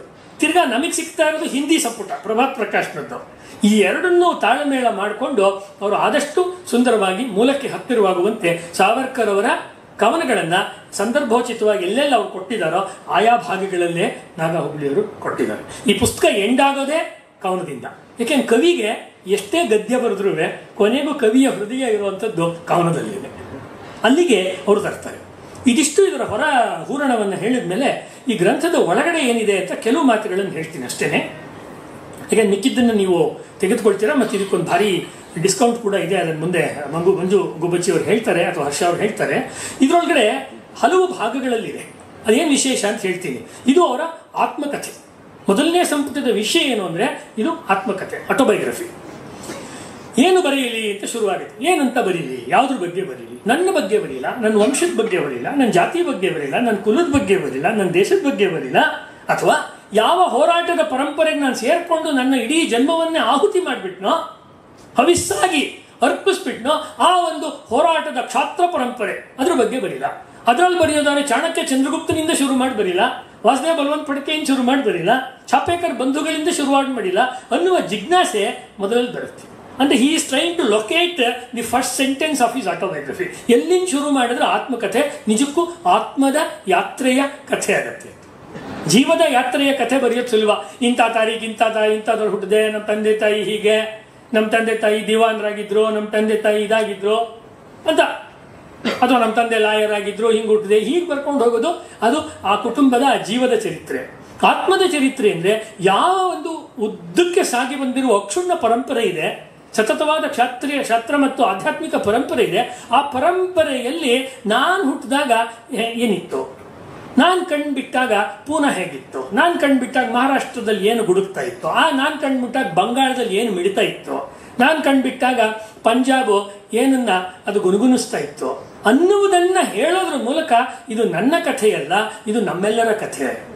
ನಮ್ಮಂಥ ನೂರಾರು ಜನ ಸ್ವಾತಂತ್ರ್ಯದ ಕಿಚ್ಚನ್ನು ಹೃದಯದಲ್ಲಿ ಹೊತ್ತಿಸಿಕೊಂಡಿರುವಂತಹ ಧ್ಯೇಯಜೀವಿಗಳ ಕಥೆ ಅಂತ ಅವರು ತಮ್ಮ ಕಥೆಯನ್ನು ಈ ಒಂದು ಸಮಷ್ಟಿಯ ಭಾಗವಾಗಿ ಹೇಳ್ತಾರೆ. ಇದು ಹೈಲೈಟ್. ಇದು ಗಾಂಧೀಜಿಯವರ ಆತ್ಮಕಥೆಯಲ್ಲಿಲ್ಲ, ಇದು ನೆಹರು ಆತ್ಮಕಥೆಯಲ್ಲಿಲ್ಲ, ಕಾಕಾ ಕಾಲೇಲ್ಕರ್ ಆತ್ಮಕಥೆಯಲ್ಲಿಲ್ಲ, ಇನ್ನೂ ಅನೇಕರು ಆ ಕಾಲದಲ್ಲಿ ಸಾನೆ ಗುರೂಜಿಯವರ ಜೀವನ ಚರಿತ್ರೆಯಲ್ಲಿಲ್ಲ. ನಾನು ಆ ಗುಂಪು ಈ ಪಕ್ಷ ಅಂತ ಹೇಳ್ತಿಲ್ಲ, ಬೇರೆಯವರು ಯಾರದ್ರಲ್ಲಿಲ್ಲ, ತನ್ನ ಬಗ್ಗೆ ತಾವು ಹೇಳ್ತಾರೆ. ನಾನು ಹೀಗೆ ಹುಟ್ಟಿದೆ, ನಮ್ಮ ತಂದೆ ಹೀಗೆ, ನಾವು ತುಂಬ ಬಡತನದಲ್ಲಿದ್ವಿ, ಹಾಗಿದ್ವಿ, ಹೀಗಿದ್ವಿ, ಅಥವಾ ಸಿರಿವಂತಿಕೆಯಲ್ಲಿದ್ವಿ ಅಂತ ಸೀದಾ ನಾನು ನನ್ನ ಕುಟುಂಬ. ಪ್ರಶ್ನೆ ಸಾವರ್ಕರ್ಗೆ ನಾನು ಅಂದ್ರೆ ಯಾರು? ನಾನು ಅಂದ್ರೆ ಇಂಥ ಚಿಪ್ಪಾವನ ಕುಟುಂಬದಲ್ಲಿ ಹುಟ್ಟಿದಂತಹ ಇಂಥ ಒಬ್ಬ ದಾಮೋದರ ಅನ್ನೋರ ಮಗನ, ಅಥವಾ ನಾನೇನಾದರೂ ಚಾಪೇಕರ್ ಅವರ ಪರಂಪರೆಯವನ, ನಾನೇನಾದ್ರು ಶಿವಾಜಿ ಮತ್ತು ಪೇಶ್ವೆಗಳ ಪರಂಪರೆಯವನ, ಯಾವ ಪರಂಪರೆಗೆ ನಾನು ಸೇರಿದೆ ಅನ್ನುವುದನ್ನು ಅವರು ಲೊಕೇಟ್ ಮಾಡೋದಕ್ಕೆ 150 ಪುಟಗಳನ್ನು ಬರೆದಿದ್ದಾರೆ. ಇದು ಯಾಲ್ಲೂ ಇಲ್ಲ. ನಾನು ಇದುವರೆಗೂ ಓದಿರೋ ಆಟೋಬಯೋಗ್ರಫಿ ನಮ್ಮ ಇಂಡಿಯನ್ಸ್ದು ಓದಿದ್ದೀನಿ, ಫಾರಿನರ್ಸ್ದು ಓದಿದ್ದೀನಿ, ವಿಯೆಟ್ನಾಮು, ರಷ್ಯಾ, ಜಪಾನ್ ಎಲ್ಲರದ್ದು ಆತ್ಮಕಥೆಗಳು ಓದಿದ್ದೀನಿ. ಅಲ್ಲಿ ಬರೋದಿಲ್ಲ. ಹೆಚ್ಚಂದ್ರೆ ಅವ್ರು ಹಳ್ಳಿಯ ವಿವರಣೆ ಬರುತ್ತೆ. 10 ಪುಟ ಹಳ್ಳಿ ಬಗ್ಗೆ ಬರೆಯೋದು. ಆ್ಯಕ್ಚುಲಿ ನಮ್ಮೂರಲ್ಲಿ ಹೀಗಿತ್ತು, ಯಕ್ಷಗಾನ ಇತ್ತು, ಬಯಲಾಟ ಇತ್ತು, ಕೋಲಾಟ ಇತ್ತು ಅಂತ ಅದನ್ನು ಬರೆದು ಬರಿಬೋದು ಅಷ್ಟೇ. ಪೂರ್ತಿ ಇಡೀ ನಮ್ಮ ಸಂಸ್ಕೃತಿ ಪರಂಪರೆ ಯಾವ ಪರಂಪರೆ? ಕ್ಷಾತ್ರ ಪರಂಪರೆ, ಹೋರಾಟದ ಪರಂಪರೆ, ತ್ಯಾಗದ ಪರಂಪರೆ, ಬಲಿದಾನದ ಪರಂಪರೆ. ಈ ಪರಂಪರೆಯಲ್ಲಿ ಹುಟ್ಟಿದ ಕೂಸು ನಾನು. ಅಂದ್ರೆ 1883ರಲ್ಲಿ ಯಾವುದು ಏಡನ್ನಿನ ಜೈಲಿನಲ್ಲಿ ಸೆರೆಮನೆಯಲ್ಲಿ ಒಂದು ದೊಡ್ಡ ಕ್ರಾಂತಿ ಜ್ಯೋತಿ ನಂದಿ ಹೋಯಿತು ಅಂತ ಬ್ರಿಟಿಷ್ನವರು ಸಂತೋಷ ಪಟ್ಟರು. ಆ ಕ್ರಾಂತಿ ಜ್ಯೋತಿಯನ್ನು ಜಗತ್ತು ವಾಸುದೇವ ಬಲವಂತ ಫಡಕೆ ಅಂತ ಕರೆಯುತ್ತೋ, ಆ ಜ್ಯೋತಿ ನಂದುವಾಗ ಅದೇ 1883ರಲ್ಲಿ ಭಗೂರ್ನಲ್ಲಿ ಆ ಬೆಳಕು ಮತ್ತೆ ಹತ್ಕೊಂಡು ಇನ್ನೊಂದು ದೀಪ ಮತ್ತೆ ತನ್ನ ಕೆಲಸವನ್ನ ಶುರು ಮಾಡಿತು. ಆ ದೀಪದ ಹೆಸರು ವೀರ ಸಾವರ್ಕರ್. ಹೀಗಾಗಿ ನಾವೇನ್ ಮಾಡಿದೀವಿ ಅಂದ್ರೆ, ನಾವು ಒಂದು ಮಜವಾದ ಕೆಲಸ ಮಾಡಿದ್ದೀವಿ. 10 ಸಂಪುಟಗಳಲ್ಲಿ ಒಂದೊಂದು ಸಂಪುಟಗಳನ್ನ ಒಬ್ಬೊಬ್ಬರು ಕ್ರಾಂತಿಕಾರಿಗಳಿಗೆ, ನಿಸ್ವಾರ್ಥ ದೇಶಭಕ್ತರಿಗೆ ನಾವು ಅರ್ಪಣೆ ಮಾಡಬೇಕು ಅಂತ ಹೇಳಿ ಮೊದಲನೇ ಸಂಪುಟ, ಇವತ್ತು ಬಿಡುಗಡೆ ಆಗಿರುವಂತಹ ಈ ಸಂಪುಟವನ್ನ ನಾವು ವಾಸುದೇವ ಬಲವಂತ ಫಡ್ಕೆ ಅವರಿಗೆ ಸಮರ್ಪಣೆ ಮಾಡಿದ್ವಿ. ಇದು ಕೂಡ ಕನ್ನಡದ ಪುಸ್ತಕ ಪ್ರಕಟಣೆಯ ಇತಿಹಾಸದಲ್ಲಿ ಒಂದು ದಾಖಲೆ ಆಗೋದಿದೆ ಮುಂದಿನ ದಿನಗಳಲ್ಲಿ. 10 ಪುಸ್ತಕಗಳು. ಮೊದಲನೇ ಸಂಪುಟ ಅಂದ್ರೆ 6ನೇ ಸಂಪುಟ ಲೀಲಾ ಮೇಡಮ್ ಅನುವಾದ ಮಾಡಿದ್ನ ಛತ್ರಪತಿ ಶಿವಾಜಿ ಮಹಾರಾಜರು ಸಮರ್ಪಣೆ ಮಾಡಿದೆ. ಶಿವಾಜಿ ಮರಾಠ ಅಲ್ಲ, ಶಿವಾಜಿ ಹಿಂದೂ. ಶಿವಾಜಿ ಮಾಡಿದ ಬರೀ ಮರಾಠ ಸಾಮ್ರಾಜ್ಯ ಅಲ್ಲ, ಅದು ಹಿಂದೂ ಸಾಮ್ರಾಜ್ಯ. ವಿಜಯನಗರ ಅಂದ್ರೆ ನೀವು ಕೇವಲ ಕನ್ನಡಿಗರ ಸಾಮ್ರಾಜ್ಯ ಅಂತ ಹೇಳಕ್ಕಾಗಲ್ಲ.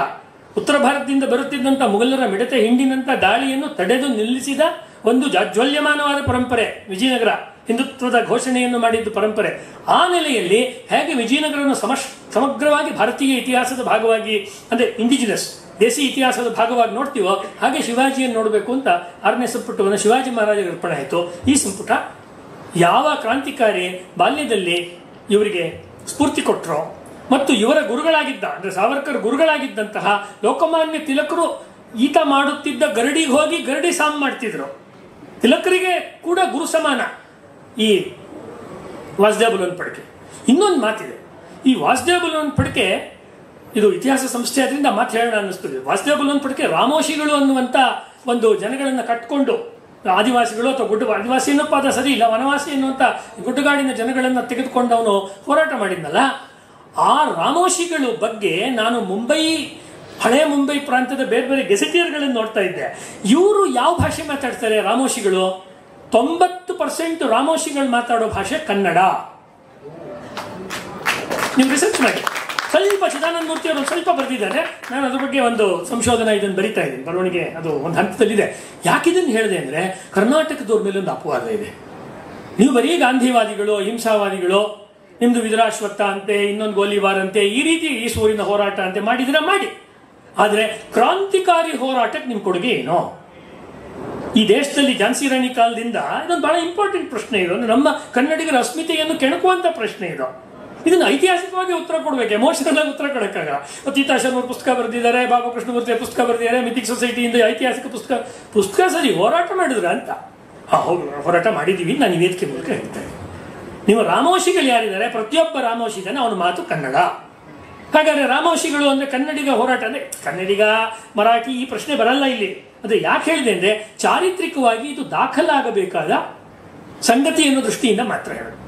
ಸುಭಾಷ್ ಚಂದ್ರ ಬೋಸ್ ಅವರು ಇಂಡಿಯನ್ ನ್ಯಾಷನಲ್ ಆರ್ಮಿ ಕಟ್ಟಿದಾಗ ಅವರ ಟ್ರೆಷರರ್ ಅಟ್ಟಾವರ ಯಲ್ಲಪ್ಪ, ಮಂಗಳೂರಿನವರು, ಕರ್ನಾಟಕದವರು. ಅವ್ರು ಡಿಸಪಿಯರ್ ಆದ್ರು, ಎಲ್ಲರೂ ಗೊತ್ತಿಲ್ಲ. ಅಟ್ಟಾವರ ಯಲ್ಲಪ್ಪ ಅವ್ರ ಹಿಸ್ಟ್ರಿ ನಿಮ್ಗೆ ಗೊತ್ತಿಲ್ಲ. ಇಲ್ಲಿ ನಮ್ಮ ಡಾಕ್ಟರ್ ಶ್ರೀಯುತ ಪ್ರೇಮ್ ಕುಮಾರ್ ಸರ್ ಇದ್ದಾರೆ, ಅವ್ರ ಹಿಸ್ಟ್ರಿ ಬಗ್ಗೆ ತುಂಬಾ ಬರೆದಿದೆ ಸಾವರ್ಕರ್ ಬಗ್ಗೆ.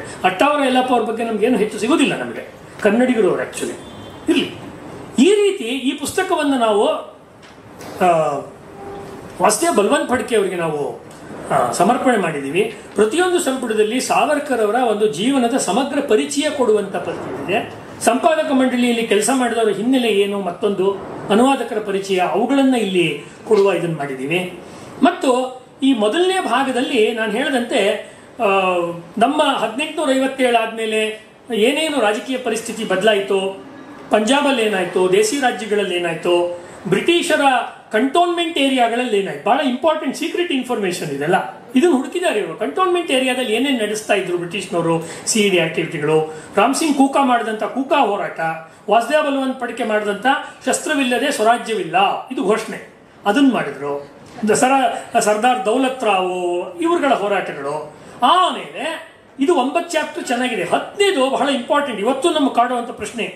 ಅದ್ಯಾವುದು ಅಂದ್ರೆ, ಈ ಭಾರತ ರಾಷ್ಟ್ರೀಯ ಕಾಂಗ್ರೆಸ್ ಅಂತ ಶುರುವಾಯ್ತಲ್ಲ, ಇದು ಯಾಕೆ ಶುರುವಾಯ್ತು, ಇದ್ರ ಹಿಂದಿನ ಹುನ್ನಾರ ಏನು, ಹಕೀಕತ್ತೇನು, ಇದನ್ನು ಏವೋ ಹ್ಯೂಮನ್ ಅಂತ ಒಬ್ಬ ವ್ಯಕ್ತಿ ಕುಟಿಲ ಅಂತ ಪದ ಬರೀತಾರೆ. ಕುಟಿಲವಾದ ತಂತ್ರಗಾರಿಕೆಗೋಸ್ಕರ ಶುರು ಮಾಡಿದ ಅಂತ ಸಾವರ್ಕರ್ ಬರೀತಾರೆ. ಅಂದ್ರೆ he recording the history of Indian National Congress, 1857 movement, Vasudev Balwant Phadke armed revolution and the genesis of Muslim League. Muslim ಲೀಗಿನ ಕಥೆ ಬರೀತಾರೆ. ಅಂದ್ರೆ ತುಂಬಾ ಜನ ಹೇಳ್ತಲ್ಲ, ಸಾವರ್ಕರ್ ಅವರು ಮೊದಲು ಇದಾಗಿದ್ರು, ಒಂದು ರೀತಿ ಬಹಳ ಸೆಕ್ಯುಲರ್ ಆಗಿದ್ರು, ಆಮೇಲೆ ರತ್ನಗಿರಿ ಜೈಲಿಗೆ ಬಂದು ಹಿಂದುತ್ವ ಬರೆದ ಮೇಲೆ ಅವ್ರು ಇನ್ನೊಂದು ಫೇಸಿಗೆ ಬಂದ್ರು. ಹಾಗೆ ಎರಡು ಮುಖಗಳನ್ನು ಇಟ್ಕೊಂಡಿರೋ ವ್ಯಕ್ತಿತ್ವ ಉಳಿದವರಂತೆ ಸಾವರ್ಕರ್ ಅಲ್ಲ. ನೇಷನಲ್ ಒಂದು, ಇಂಟರ್ನ್ಯಾಷನಲ್ ಒಂದು ವ್ಯಕ್ತಿತ್ವ ಹೊಂದಿರೋದಲ್ಲ, ಅವ್ರದ್ದು ಒಂದೇ ಮುಖ. ಆ ಮುಖ ಈ ಮುಖ ಎಲ್ಲ ಸೇರಿ ಒಂದೇ ಮುಖ, ಅದ್ಯಾವುದು ರಾಷ್ಟ್ರೀಯ ಮುಖ. ಈ ಮುಸ್ಲಿಮರಿಗೆ ಕಾಂಗ್ರೆಸ್ನ ಶುರು ಮಾಡಿದಾಗ ಕಾಂಗ್ರೆಸ್ಗೆ ಸೇರ್ಕೊಳ್ಳಲ್ಲ. ಆಗ ಕಾಂಗ್ರೆಸ್ನ ಅಧ್ಯಕ್ಷರಾಗಿದ್ದಂತಹ ದಾದಾಬಾಯಿ ನವರೋಜಿಯವರು ಏನು ಮಾತುಗಳನ್ನು ಹೇಳಿದ್ರು ಅನ್ನುವುದನ್ನ ಸಾವರ್ಕರ್ ಅವರು ಇಲ್ಲಿ ಅವರ ಮಾತುಗಳನ್ನೇ ಇದರಲ್ಲಿ ಕೋಟ್ ಮಾಡ್ತಾರೆ. ಅಂದ್ರೆ ಕಾಂಗ್ರೆಸ್ನಲ್ಲಿ ಸೇರ್ಕೊಳ್ಳೋಕೆ ಇಷ್ಟ ಇಲ್ಲ ಅಂದಾಗ ಅವ್ರ ಹೆಸರೇನು, ಸರ್ ಸೈಯದ್ ಅಹಮದ್ ಖಾನ್ ಇದನ್ನ ಹಿಂದೂಗಳ ಪಕ್ಷ ಅಂತ ಕರೆಯೋದು. ಇವತ್ತಿಗೂ ಇದೆ ಗೋಳು. ನಮ್ಗೆ ಯಾವ್ದು ಇಷ್ಟ ಇಲ್ಲೋ ಅದನ್ನ ಹಿಂದೂ ಅಂತ ಕರೆದ್ಬಿಡೋದು. ಅವ್ರು ಇಲ್ಲ ನಾವು ಹಿಂದೂ ಅಲ್ಲ, ನಾವು ಸೆಕ್ಯುಲರ್ ಅಂತ ಹೇಳಿ ಅವರು ಹಿಂದೂ ಮುಸ್ಲಿಂ ಭಾಯಿ ಭಾಯಿ ಮಾಡೋದಕ್ಕೆ ಅವ್ರನ್ನ ಕಂಪಲ್ಷನ್ ಮಾಡೋದು. ಅಂದ್ರೆ ಇವರಿಂದ ಸರ್ ಸೈಯದ್ ಅಹಮದ್ ಖಾನ್ ಇಂದ ಹಿಡಿದು ಮೊಹಮ್ಮದ್ ಅಲಿ ಜಿನ್ನಾ ತನಕ ಅವ್ರ ದೃಷ್ಟಿಯಲ್ಲಿ ಕಾಂಗ್ರೆಸ್ ಅಂದ್ರೆ ಹಿಂದೂನೇ. ಇವ್ರನ್ನ ಹಿಂದೂ ಅಲ್ಲ ಅನ್ನೋದಕ್ಕೆ ಪ್ರಯತ್ನ ಮಾಡ್ತಾ ಹೋದ್ರು. ಅದು ತುಂಬಾ ಮಜವಾಗಿ ಆ ಹಿಸ್ಟ್ರಿನ ಇಲ್ಲಿ ಕೊಟ್ಟಿದ್ದಾರೆ. ಆಮೇಲೆ ತುಂಬಾ ನನಗೆ ಮನಸ್ಸು ಏನ್ ಹೇಳ್ತೀರಾ ಮಿಡಿದಂತ ಒಂದು ಭಾಗ ಅಂದ್ರೆ ಇಲ್ಲಿ ನಿಮಗೆ ಅದನ್ನು ಉಲ್ಲೇಖ ಮಾಡಿ ಹೇಳಬೇಕು ಅಂತ ಅನ್ಸುತ್ತೆ. ಅದು ಯಾವುದು ಅಂತ ಹೇಳಿದ್ರೆ, ಈ ಕಾಂಗ್ರೆಸ್ನ ಹಿಸ್ಟ್ರಿ ಇದೆಯಲ್ಲ, ಈ ಕಾಂಗ್ರೆಸ್ನ ಹಿಸ್ಟ್ರಿ ಮತ್ತು ದೇಶದ ಸ್ವಾತಂತ್ರ್ಯ ಹೋರಾಟದ ಹಿಸ್ಟ್ರಿನಲ್ಲಿ ಯಾರ್ಯಾರು ತೊಡಕೊಂಡವ್ರು ಎಷ್ಟನೇ ಅವರ ಜೀವನದ ಎಷ್ಟನೇ ಕಾಲದಲ್ಲಿ, ಅಂದ್ರೆ ಯಾವ ಕಾಲಘಟ್ಟದಲ್ಲಿ ತೊಡಕೊಂಡ್ರು. ಅವ್ರು ಹುಟ್ಟಾನೆ ತೊಡಕೊಂಡ್ರ, ಚೆನ್ನಾಗಿ ಓದಿ ವಿದ್ಯಾಭ್ಯಾಸ ಮಾಡಿ ಹೆಂಡತಿ ಮಕ್ಕಳನ್ನ ಸಾಕಿ ಚೆನ್ನಾಗಿ ದುಡಿದು ಮನೆ ಕಾರು ಬಂಗ್ಲೆ ಎಲ್ಲ ಮಾಡ್ಕೊಂಡ್ಬಿಟ್ಟು ಆಮೇಲೆ ಮಾಡಿದ್ರ? ತುಂಬಾ ಇಂಪಾರ್ಟೆಂಟ್ ಪ್ರಶ್ನೆ ಇದು. 1900 ಅವರ ಜೀವನದ 50ನೇ ವರ್ಷದ ತನಕ ವಿತ್ ಡ್ಯೂ ರೆಸ್ಪೆಕ್ಟ್ ಗಾಂಧೀಜಿಯವರು ಸ್ವಾತಂತ್ರ್ಯ ಹೋರಾಟಕ್ಕೆ ಬರಲಿಲ್ಲ. ಫ್ಯಾಕ್ಟ್ ಅದು. ನೆಹರು ಅವ್ರು ಬರಲಿಲ್ಲ, ಅವ್ರ ತಂದೆಯವ್ರು ಬರಲಿಲ್ಲ. ಎಲ್ಲ ಅವರವರ ವಿದ್ಯಾಭ್ಯಾಸಗಳು, IAS ICSಗಳು ಲಾಗಿರಿಗಳು ಎಲ್ಲ ಮಾಡ್ಕೊಂಡ್ಬಿಟ್ಟು ಒಂದಷ್ಟೆಲ್ಲ ವ್ಯವಸ್ಥೆಗಳನ್ನು ಮಾಡ್ಕೊಂಡು, ಲೌಕಿಕವಾದ ಭೌತಿಕವಾದ ವ್ಯವಸ್ಥೆಗಳನ್ನು ಮಾಡ್ಕೊಂಡ್ಬಿಟ್ಟು, ಸೆಕ್ಯೂರಿಟಿ ಅಂತಿರಲ್ಲ, ಸೆಕ್ಯೂರಿಟಿ ಜೀವನವನ್ನು ಸೆಕ್ಯೂರ್ ಮಾಡಿಕೊಂಡು ಆಮೇಲೆ ಒಂದು ಸೋಷಿಯಲ್ ಸರ್ವಿಸ್ ತರ, ಒಂದು ಸಾಮಾಜಿಕ ಸೇವೆ, ಏನು ವೀಕೆಂಡ್ ತರ ನಾನು ಒಂದು ಸ್ವಲ್ಪ ಹಂಗಲ್ಲ. ರಾಷ್ಟ್ರೀಯ ಸ್ವಯಂ ಸೇವಕ ಸಂಘ ಸ್ಥಾಪನೆ ಮಾಡಿದ ಹೆಡ್ಗೇವಾರ್ ಅವರಾಗ್ಲಿ, BS ಮುಂಜೆ ಅವರಾಗ್ಲಿ, ಸಾವರ್ಕರ್ ಅವರ ಅಣ್ಣ ಗಣೇಶ್ ಸಾವರ್ಕರ್ ಆಗಲಿ, ಸ್ವಾತಂತ್ರ್ಯ ವೀರ ಸಾವರ್ಕರ್ ಆಗಲಿ, ಶಾಪೇಕರ್ ಬಂಧುಗಳಾಗ್ಲಿ, ಖುದಿರಾಮ್ ಬೋಸ್, ರಾಸ್ ಬಿಹಾರಿ ಬೋಸ್ ಇತ್ಯಾದಿಗಳಾಗ್ಲಿ, ಭಗತ್ ಸಿಂಗ್ ಆಗಲಿ, ಇವರು ಮೀನಾಮೇಷ ಎಣಿಸಿ ಸ್ವಾತಂತ್ರ್ಯ ಹೋರಾಟಕ್ಕೆ ಬಂದವರಲ್ಲ. ಲೆಕ್ಕಾಚಾರವನ್ನು ಪಕ್ಕಕ್ಕಿಟ್ಟು ಬಂದರು. ಲೆಕ್ಕಾಚಾರ ಮಾಡುವ ಸ್ವಾತಂತ್ರ್ಯ ಹೋರಾಟಗಾರರು, ಲೆಕ್ಕಾಚಾರ ಮಾಡದ ಸ್ವಾತಂತ್ರ್ಯ ಹೋರಾಟಗಾರರು ನಮ್ಮ ಇತಿಹಾಸದಲ್ಲೇ ಇದೆ.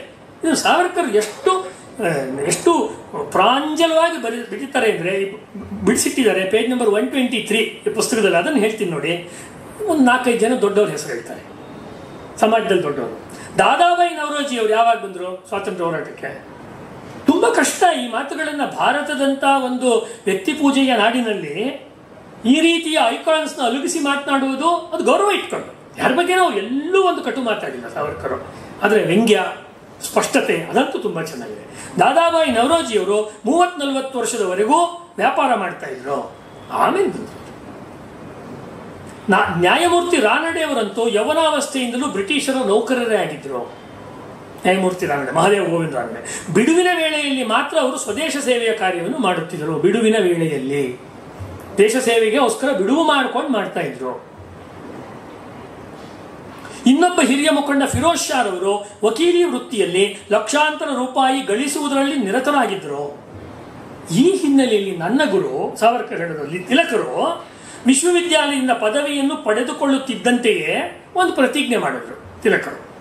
ಅವರು ಮ್ಯಾಥಮೆಟಿಕ್ಸ್ನಲ್ಲಿ ದೊಡ್ಡ ಮೇಧಾವಿಗಳು. ಲೋಕಮಾನ್ಯ ತಿಲಕರು ಸರ್ಕಾರಿ ಉದ್ಯೋಗವನ್ನು ಮಾಡುವುದಿಲ್ಲ, ಜೀವನೋಪಾಯಕ್ಕೆ ಎಷ್ಟು ಬೇಕೋ ಅಷ್ಟು ಮಾತ್ರ ಸಂಪಾದನೆಯನ್ನು ಮಾಡುತ್ತಾ ಉಳಿದ ಸಮಯವನ್ನೆಲ್ಲ ದೇಶ ಸೇವೆಗೆ ಸಮರ್ಪಣೆ ಮಾಡುತ್ತೇನೆ ಅನ್ನುವ ಪ್ರತಿಜ್ಞೆ ಮಾಡಿದರು. ಸಾವರ್ಕರು, ಹೆಡ್ಗೇವಾರು ಇತ್ಯಾದಿಯವರು ಅದನ್ನು ಮಾಡಲಿಲ್ಲ. ಸಣ್ಣ ಪುಟ್ಟ ದುಡಿಮೆಯೂ ಇಲ್ಲ, ಪೂರ್ತಿ ಅವರು ದೇಶಕ್ಕೋಸ್ಕರವಾಗಿ ಇದ್ಬದ್ದಿದ್ದನ್ನೆಲ್ಲ ಅವರು ಬಲಿ ಕೊಟ್ಟರು. ಹೀಗಾಗಿ ಇದ್ಬದ್ದಿದ್ದನ್ನು ಬಲಿ ಕೊಟ್ಟವರು ಅಲ್ಪ ಸ್ವಲ್ಪ ಬಲಿ ಕೊಟ್ಟವರು ಅಂತ ನಾವು ಚಾರಿತ್ರಿಕವಾಗಿ ವಿಭಾಗೀಕರಣ ಮಾಡಿಕೊಳ್ಳೇಬೇಕಾಗತ್ತೆ. ಅವಾಗಲೇ ನಮಗೊಂದು ಈ ವ್ಯಕ್ತಿಗಳನ್ನು ಸರಿಯಾದ ರೀತಿ ಕ್ಷಕಿರಣ ಬೀರಿ ಹಿಸ್ಟ್ರಿನಲ್ಲಿ ಅವ್ರಿಗೆ ನಾವೊಂದು ಸ್ಥಾನವನ್ನು ಕಲ್ಪಿಸೋದಕ್ಕೆ ಅವಕಾಶವಾಗುತ್ತೆ. ಶಿವಾಜಿ ಮಹಾರಾಜ ನನಗೆ ಬಿಡುವಿನ ವೇಳೆಯಲ್ಲಿ ನಾನು ರಾಜ್ಯ ಕಟ್ತೀನಿ ಅಂತ ಮಾಡಿದ್ರ? ಹೀಗೆ ಬಿಡುವಿನ ವೇಳೆಯ ಕೆಲಸವಲ್ಲ ಈ ಸ್ವಾತಂತ್ರ್ಯ ಹೋರಾಟ ಅನ್ನುವಂಥದ್ದು. ನನ್ನ ಧಮನಿಯಲ್ಲಿ ರಕ್ತ ಕುದಿಯುವಾಗ ನಾನು ಅದನ್ನು ಅರ್ಪಣೆ ಮಾಡ್ತೀನಿ ಸ್ವಾತಂತ್ರ್ಯ ದೇವಿಗೆ ಅನ್ನುವ ಕೆಲಸವನ್ನ ಮಾಡಿದ್ರಲ್ಲ, ಅದರ ಮೂಲ ನಮಗೆ ತಿಲಕರಲ್ಲಿ ಕೂಡ ಸಿಗುತ್ತೆ. ಅಲ್ಲಿಗೆ ಬಿಡಲ್ಲ ಅವರು. ಕಾಂಗ್ರೆಸ್ನಲ್ಲೇ ಇದ್ದಂತಹ ಸ್ವಲ್ಪ ಹೆಚ್ಚು ರಾಷ್ಟ್ರೀಯವಾದಿಗಳು ಅಂತಿದ್ದಂಥ ಲಾಲ್ ಬಾಲ್ ಪಾಲ್ ಅವ್ರ ಬಗ್ಗೆನೂ ವಿಮರ್ಶೆ ಮಾಡಿದ್ದಾರೆ. ಸಾವರ್ಕರ್ ಬರವಣಿಗೆಯ ಮಜಾ ಏನು ಅಂದರೆ, ಅದನ್ನ ನಾಗವರು ತುಂಬ ಚೆನ್ನಾಗಿ ತಂದಿದ್ದಾರೆ. ಏನಂದ್ರೆ ಅವರು ಒಂದ್ಸರ್ತಿ ವಿಮರ್ಶೆಯನ್ನು ಶುರು ಮಾಡಿದ್ರೆ ಯಾರನ್ನೂ ಬಿಡಲ್ಲ. ಎಲ್ಲರನ್ನೂ ಆ ಕಾಲ ಪ್ರವಾಹದಲ್ಲಿ ಯಾವ ಎಲ್ಲ ವ್ಯಕ್ತಿಗಳು ಬರ್ತಾರೋ, ಪ್ರತಿಮಾ ನಾಟಕ ಅಂತಿದೆಯಲ್ಲ ಭಾಷಣದ್ದು, ಹಾಗೆ ಎಲ್ಲ ಪ್ರತಿಮೆಗಳನ್ನು ಮಾತಾಡಿಸ್ಬಿಡ್ತಾರೆ. ನಿಮ್ದು ರೋಲ್ ಇದು, ನಿಮ್ಮ ರೋಲ್ ಇದು, ನಿಮ್ಮ ಕೊಡುಗೆ ಇದು, ಹಾಗೆ ಹೀಗೆ ಪೂರ್ತಿ ಹೇಳ್ತಾರೆ.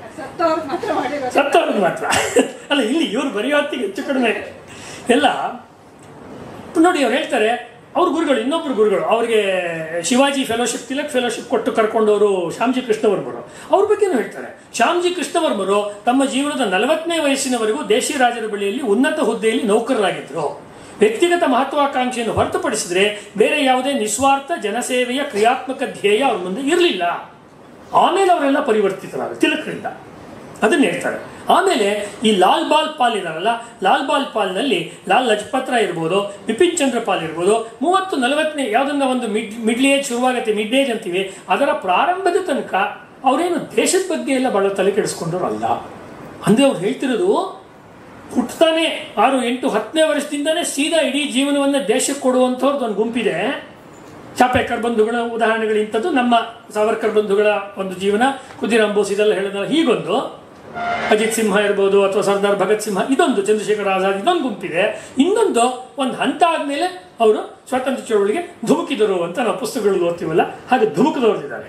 ಇವು ಧುಮುಕೋದಲ್ಲ, ಹುಟ್ಟತಾನೆ ಅದರಲ್ಲಿ ಅವರು ತೇಲ್ಕೊಂಡು ಎಷ್ಟು ವರ್ಷ ಬದುಕ್ತೀವಿ, ಜೀವ ಹೋದರೆ ಹೋಯ್ತು ಅನ್ನುವ ರೀತಿಯಲ್ಲಿ ಇದಾರಲ್ಲ, ಅದರ ಒಂದು ಲೆಕ್ಕಾಚಾರವನ್ನು ಅವರು ಈ ಪುಸ್ತಕದಲ್ಲಿ ಮಾಡ್ತಾರೆ. ಇದು ನನ್ನ ಪ್ರಕಾರ ಈ ಪುಸ್ತಕದ ಮೊದಲು ಭಾಗ ಇದೆಯಲ್ಲ, ಇದು ತುಂಬಾ ಇಂಪಾರ್ಟೆಂಟ್. ಆಮೇಲೆ 125 ಪೇಜ್ ಆದ್ಮೇಲೆ ವಾಸುದೇವ ಬಲವಂತಪುರಕ್ಕೆ ಬಲಿದಾನ ಆಯ್ತಲ್ಲ, ಏನ್ ಮಾಡ್ಬೇಕು ನಾವೀಗ ಅಂತ ಶುರು ಮಾಡಿ ಬಗೂರ್ನಲ್ಲಿರುವಂತ ಇವರ ಬಾಲ್ಯದ ನೆನಪುಗಳು, ಅಲ್ಲೂ ಕೂಡ ದೇಶಕ್ಕೆ ಸಂಬಂಧಪಟ್ಟ ಹಲವಾರು ಅಧ್ಯಾಯಗಳನ್ನ, ಮಹಾರಾಷ್ಟ್ರಕ್ಕೆ ಸಂಬಂಧಪಟ್ಟ ಅಧ್ಯಾಯಗಳನ್ನು ಬರೀತಾರೆ.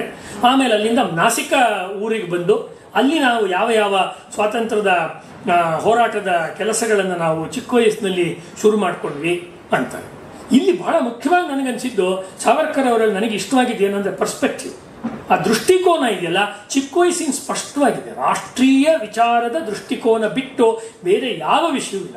ಏನು ರಾಷ್ಟ್ರೀಯ ದೃಷ್ಟಿಕೋನ ಅನ್ನೋ ಸ್ವಲ್ಪ ಬಿಡಿಸಿ ಹೇಳ್ಬೇಕಂದ್ರೆ, ಜೀವನದಲ್ಲಿ ನಿಮಗೆ ಶತ್ರುಗಳು ಯಾರು, ಮಿತ್ರರು ಯಾರು? Tell me who is your enemy. My enemy is that person who is the enemy of my country.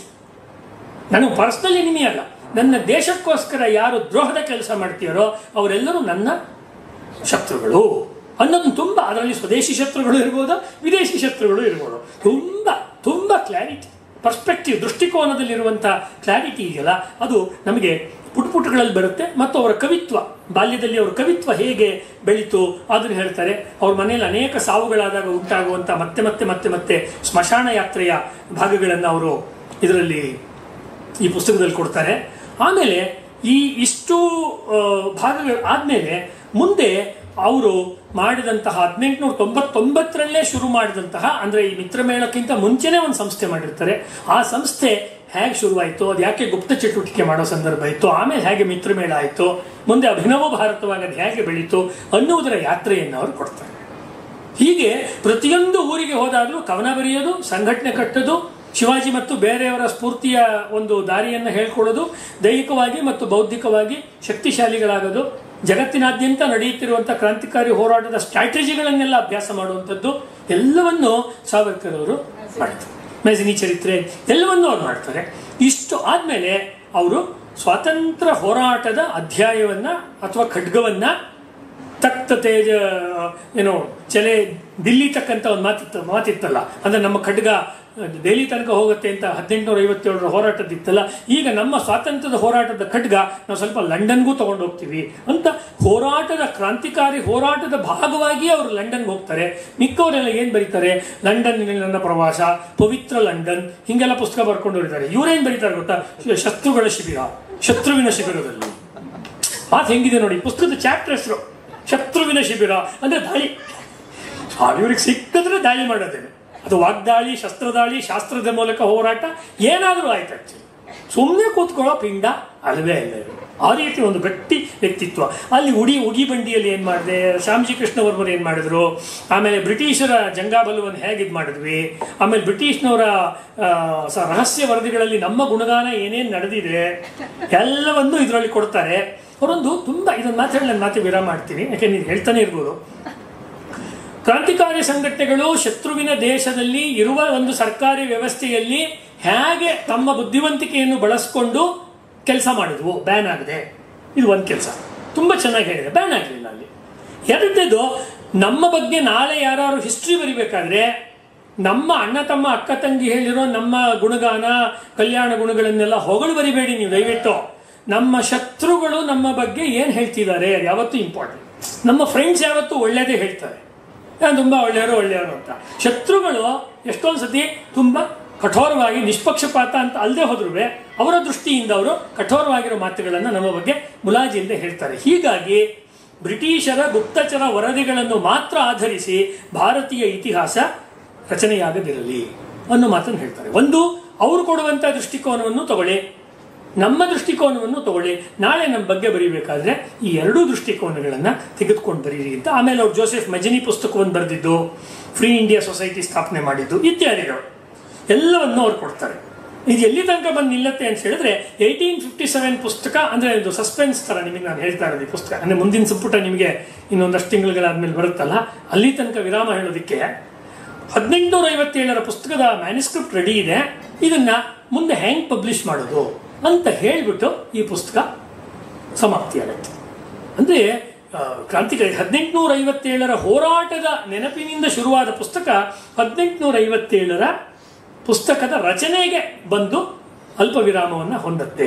ಅಂದ್ರೆ ಯಾವುದನ್ನು ನಾವು ಬಂಧ ಅಂತ ಕರಿತೀವಿ ಕಾವ್ಯ ಮೀಮಾಂಸೆನಲ್ಲಿ, ಬಂಧೇ ವ್ಯವಸ್ಥಿತವು ಕಾವ್ಯವನ್ನು ಒಂದು ಮಾತು ಮೊಮ್ಮಟ ಹೇಳ್ತಾನೆ ಅಂತ ಕಾಣುತ್ತೆ. ಆ ಮಾತಿದೆಯಲ್ಲ, ಒಂದು ಬಂಧ ಬೇಕು, ಒಂದು ಬಿಗಿನಿಂಗು, ಒಂದು ಮಿಡಿಲು ಮತ್ತೆ ಒಂದು ಎಂಡು, ಅದಕ್ಕೊಂದು ಸಂಬಂಧ ಇರಬೇಕು. ಆ ರೀತಿ ಬ್ಯೂಟಿಫುಲ್ ಅದು. ನಾಟಕ ತಗೊಳ್ಳಿ, ಕಾವ್ಯ ತಗೊಳ್ಳಿ, ಒಂದು ಬಂಧ ಇರುತ್ತೆ. ಆ ರೀತಿ ಬಂಧದಿಂದ ಬರೆದಿರುವ ಸಾಹಿತ್ಯ ದೃಷ್ಟಿಯಿಂದನೂ ಮುಖ್ಯವಾಗಿರುವಂತ ಬರವಣಿಗೆ. ಇಲ್ಲಿಗೆ ಮತ್ತೆ ಮುಗಿಸ್ದೆ ಅವರು ಉಪಸಂಹಾರ ಭಾಗನೇ ಒಂದು 250 ಪುಟ ಬರೆದಿದ್ದಾರೆ. ಅಂದ್ರೆ ನಾವು ಈ ಕೆಲಸಗಳನ್ನು ಮಾಡುವಾಗ ನಮ್ಮ ಬಗ್ಗೆ ಬೇರೆ ಬೇರೆ ನ್ಯೂಸ್ ಪೇಪರ್ಗಳಲ್ಲಿ ನಮ್ಮ ಕ್ರಾಂತಿಕಾರಿ ಹೋರಾಟದ ಬಗ್ಗೆ ಏನೇನು ರಿಪೋರ್ಟ್ಸ್ ಆಗ್ತಾ ಇತ್ತು ಅನ್ನೋದನ್ನೆಲ್ಲ ಲಂಡನ್ ಸಮಾಚಾರ ಅನ್ನೋದರಲ್ಲಿ ಅವರು ತುಂಬಾ ಡೀಟೇಲ್ ಆಗಿ ಕೊಟ್ಟಿದ್ದಾರೆ. ಹೀಗೆ ನಾನು ಒಬ್ಬನೇ ಅಲ್ಲ, ನನ್ನದು ಅಂದ್ರೆ ನನ್ನ ಮನೆ ಒಂದೇ ಅಲ್ಲ, ಇಡೀ ನನ್ನ ದೇಶ ಅನ್ನುವುದನ್ನ ಸಮಗ್ರವಾಗಿ ಈ ಬರವಣಿಗೆಯಲ್ಲಿ ಅವರು ಪೂರ್ತಿ ತೋರಿಸ್ಕೊಡುವಂಥ ಕೆಲಸವನ್ನ ಮಾಡಿದ್ದಾರೆ ಇವರು. ಹೀಗಾಗಿ ಆಲ್ಮೋಸ್ಟ್ ಎಲ್ಲ ವಿಷಯನೂ ಹೇಳಿದ್ದೀನಿ ಅಂತ ಅಂದರೆ ಗುರ್ತು ಮಾಡ್ಕೊಂಡಿದ್ದೆ ಅಂತ ಅನ್ಕೊಳ್ತೀನಿ. ಈ ಸಾವರ್ಕರ್ ಸಮಗ್ರ ಇದೆಯಲ್ಲ, ಇದು ಮುಂದಿನ ದಿನಗಳಲ್ಲಿ ಚಾರಿತ್ರಿಕವಾಗಿ ಅಥವಾ ಸಮಕಾಲೀನ ಅಧ್ಯಯನದಲ್ಲಿ ಯಾರು ಸಾವರ್ಕರ್ ಮತ್ತು ಸಾವರ್ಕರ್ ಅಂತ ಅನೇಕ ದೊಡ್ಡ ವ್ಯಕ್ತಿಗಳು ಅವರ ಜೀವನದಲ್ಲಿ ಅವ್ರು ಏನೇನು ಮಾಡಿದ್ರು ಅನ್ನೋದರ ಒಂದು point by point, bullet by bullet, ಸುಮ್ಮನೆ ಏನೋ ಜನರಲ್ ಆಗಿ ಅಜುಮಾಸು ಅಂತೀವಲ್ಲ, ಅಜುಮಾಸು ಬರವಣಿಗೆ ಅಲ್ಲ, ತುಂಬ ಖಚಿತವಾದ ರೀತಿಯಲ್ಲಿ 10, 1910, 20, 30s, 40s ಏನೇನು ನಮ್ಮ ದೇಶದಲ್ಲಿ ಆಯಿತು ಅಂದರೆ ಇದು ಅದರ್ ಸೈಡ್ ಆಫ್ ಹಿಸ್ಟ್ರಿ. ಯಾವ ಹಿಸ್ಟ್ರಿ ಮೈನ್ ಅಫಿಷಿಯಲ್ ಹಿಸ್ಟ್ರಿನಲ್ಲಿ ಹೇಳ್ತಾ ಇಲ್ಲ, ಸರ್ಕಾರಿ ವ್ಯವಸ್ಥೆಗಳಲ್ಲಿ, ಪಠ್ಯಪುಸ್ತಕಗಳಲ್ಲಿ, ವಿಶ್ವವಿದ್ಯಾಲಯಗಳಲ್ಲಿ ಹೇಳ್ತಾ ಇಲ್ಲ, ಆದರೆ ಯೂಟ್ಯೂಬ್ಗಳಲ್ಲಿ ಮತ್ತೊಂದರಲ್ಲಿ ಬರ್ತಾ ಇದೆ. ಅದಕ್ಕೆ ಇನ್ನಷ್ಟು ಖಚಿತವಾದ ಪುರಾವೆಗಳನ್ನು, ದಾಖಲೆಗಳನ್ನು ಆ ಕಾಲದಲ್ಲಿ ಬದುಕಿದ ವ್ಯಕ್ತಿಯಾಗಿಯೇ ಅವರು ಕೊಡ್ತಾ ಇದ್ದಾರಲ್ವ, ಆ ದೃಷ್ಟಿಯಿಂದ ಕೂಡ ಇಂಪಾರ್ಟೆಂಟ್. ಸೊ ಕರ್ನಾಟಕದ ಸಾಮಾಜಿಕ ರಾಜಕೀಯ ಚರಿತ್ರೆ, ಭಾರತದ ಸಾಮಾಜಿಕ ರಾಜಕೀಯ ಹೋರಾಟದ ಚರಿತ್ರೆ, ವಿಶ್ವದ ಸಾಮಾಜಿಕ ರಾಜಕೀಯ ಚರಿತ್ರೆ, ಮೂರರ ಮರುರಚನೆಯಲ್ಲಿ ಈ ಸಂಪುಟಗಳು ಮುಂದಿನ ದಿನಗಳಲ್ಲಿ ಬಹಳ ದೊಡ್ಡ ಕೊಡುಗೆಯನ್ನು ಕೊಡುತ್ತವೆ. In reconstructing the past either at the Karnataka level or at the national level or at the international level, these 10 volumes will be of great help. ಹಾಗಾಗಿ ಇದನ್ನು ಪ್ರಕಟ ಮಾಡುವುದಕ್ಕೆ ನಮಗೆ ಎಲ್ಲ ರೀತಿಯಲ್ಲಿ ಸಹಕಾರವನ್ನು, ಸಂಪನ್ಮೂಲವನ್ನು ಒದಗಿಸಿದಂತಹ ಮಿಥಿಕ್ ಸೊಸೈಟಿ ಎಲ್ಲ ಪದಾಧಿಕಾರಿಗಳಿಗೆ, ವಿಶೇಷವಾಗಿ ಶ್ರೀಯುತ ವಿ ನಾಗರಾಜ್ಜಿ ಅವರಿಗೆ ಮತ್ತು ನಮ್ಮ ಈ ಸಾವರ್ಕರ್ ಸಮಗ್ರದ ಸಂಪಾದಕ ಮಂಡಳಿಯ ಎಲ್ಲ ಹಿರಿಯರಿಗೆ, ಮಿತ್ರರಿಗೆ ಮತ್ತೊಮ್ಮೆ ವಂದಿಸಿ, ಈ ಪುಸ್ತಕಗಳು ನಿಮ್ಮ ಮನೆಯಲ್ಲಿರಲಿ. ಮುಂದಿನ ದಿನಗಳಲ್ಲಿ ಭಾರತವನ್ನು ಕಾಪಾಡುವ ಒಂದು ಉದ್ಬೋಧಕವಾದ ಪ್ರಚೋದನೆ ಮತ್ತು ಪ್ರೇರಣೆಯನ್ನು ಕೊಡುವಂಥ ನೂರಾರು ಸಾಲುಗಳು ಈ ಪುಸ್ತಕದಲ್ಲಿ ಇರೋದರಿಂದ ಇದನ್ನ ನೀವು ಭಾರತದ ಸುರಕ್ಷತೆಗೆ ತೆಗೆದುಕೊಳ್ಳಬಹುದಾದಂಥ ಒಂದು ಪೋಸ್ಟ್ ಡೇಟೆಡ್ ಚೆಕ್ ಅನ್ನೋ ಅರ್ಥದಲ್ಲಿ ಈ ಪುಸ್ತಕವನ್ನು ನೀವು ಮನೆಯಲ್ಲಿ ನೀವು ಇಟ್ಕೊಳ್ಳಿ ಅಂತ ಹೇಳಿ ನನ್ನ ಮಾತಿಗೆ ವಿರಾಮ ಹಾಕ್ತೀನಿ. ನಮಸ್ಕಾರ.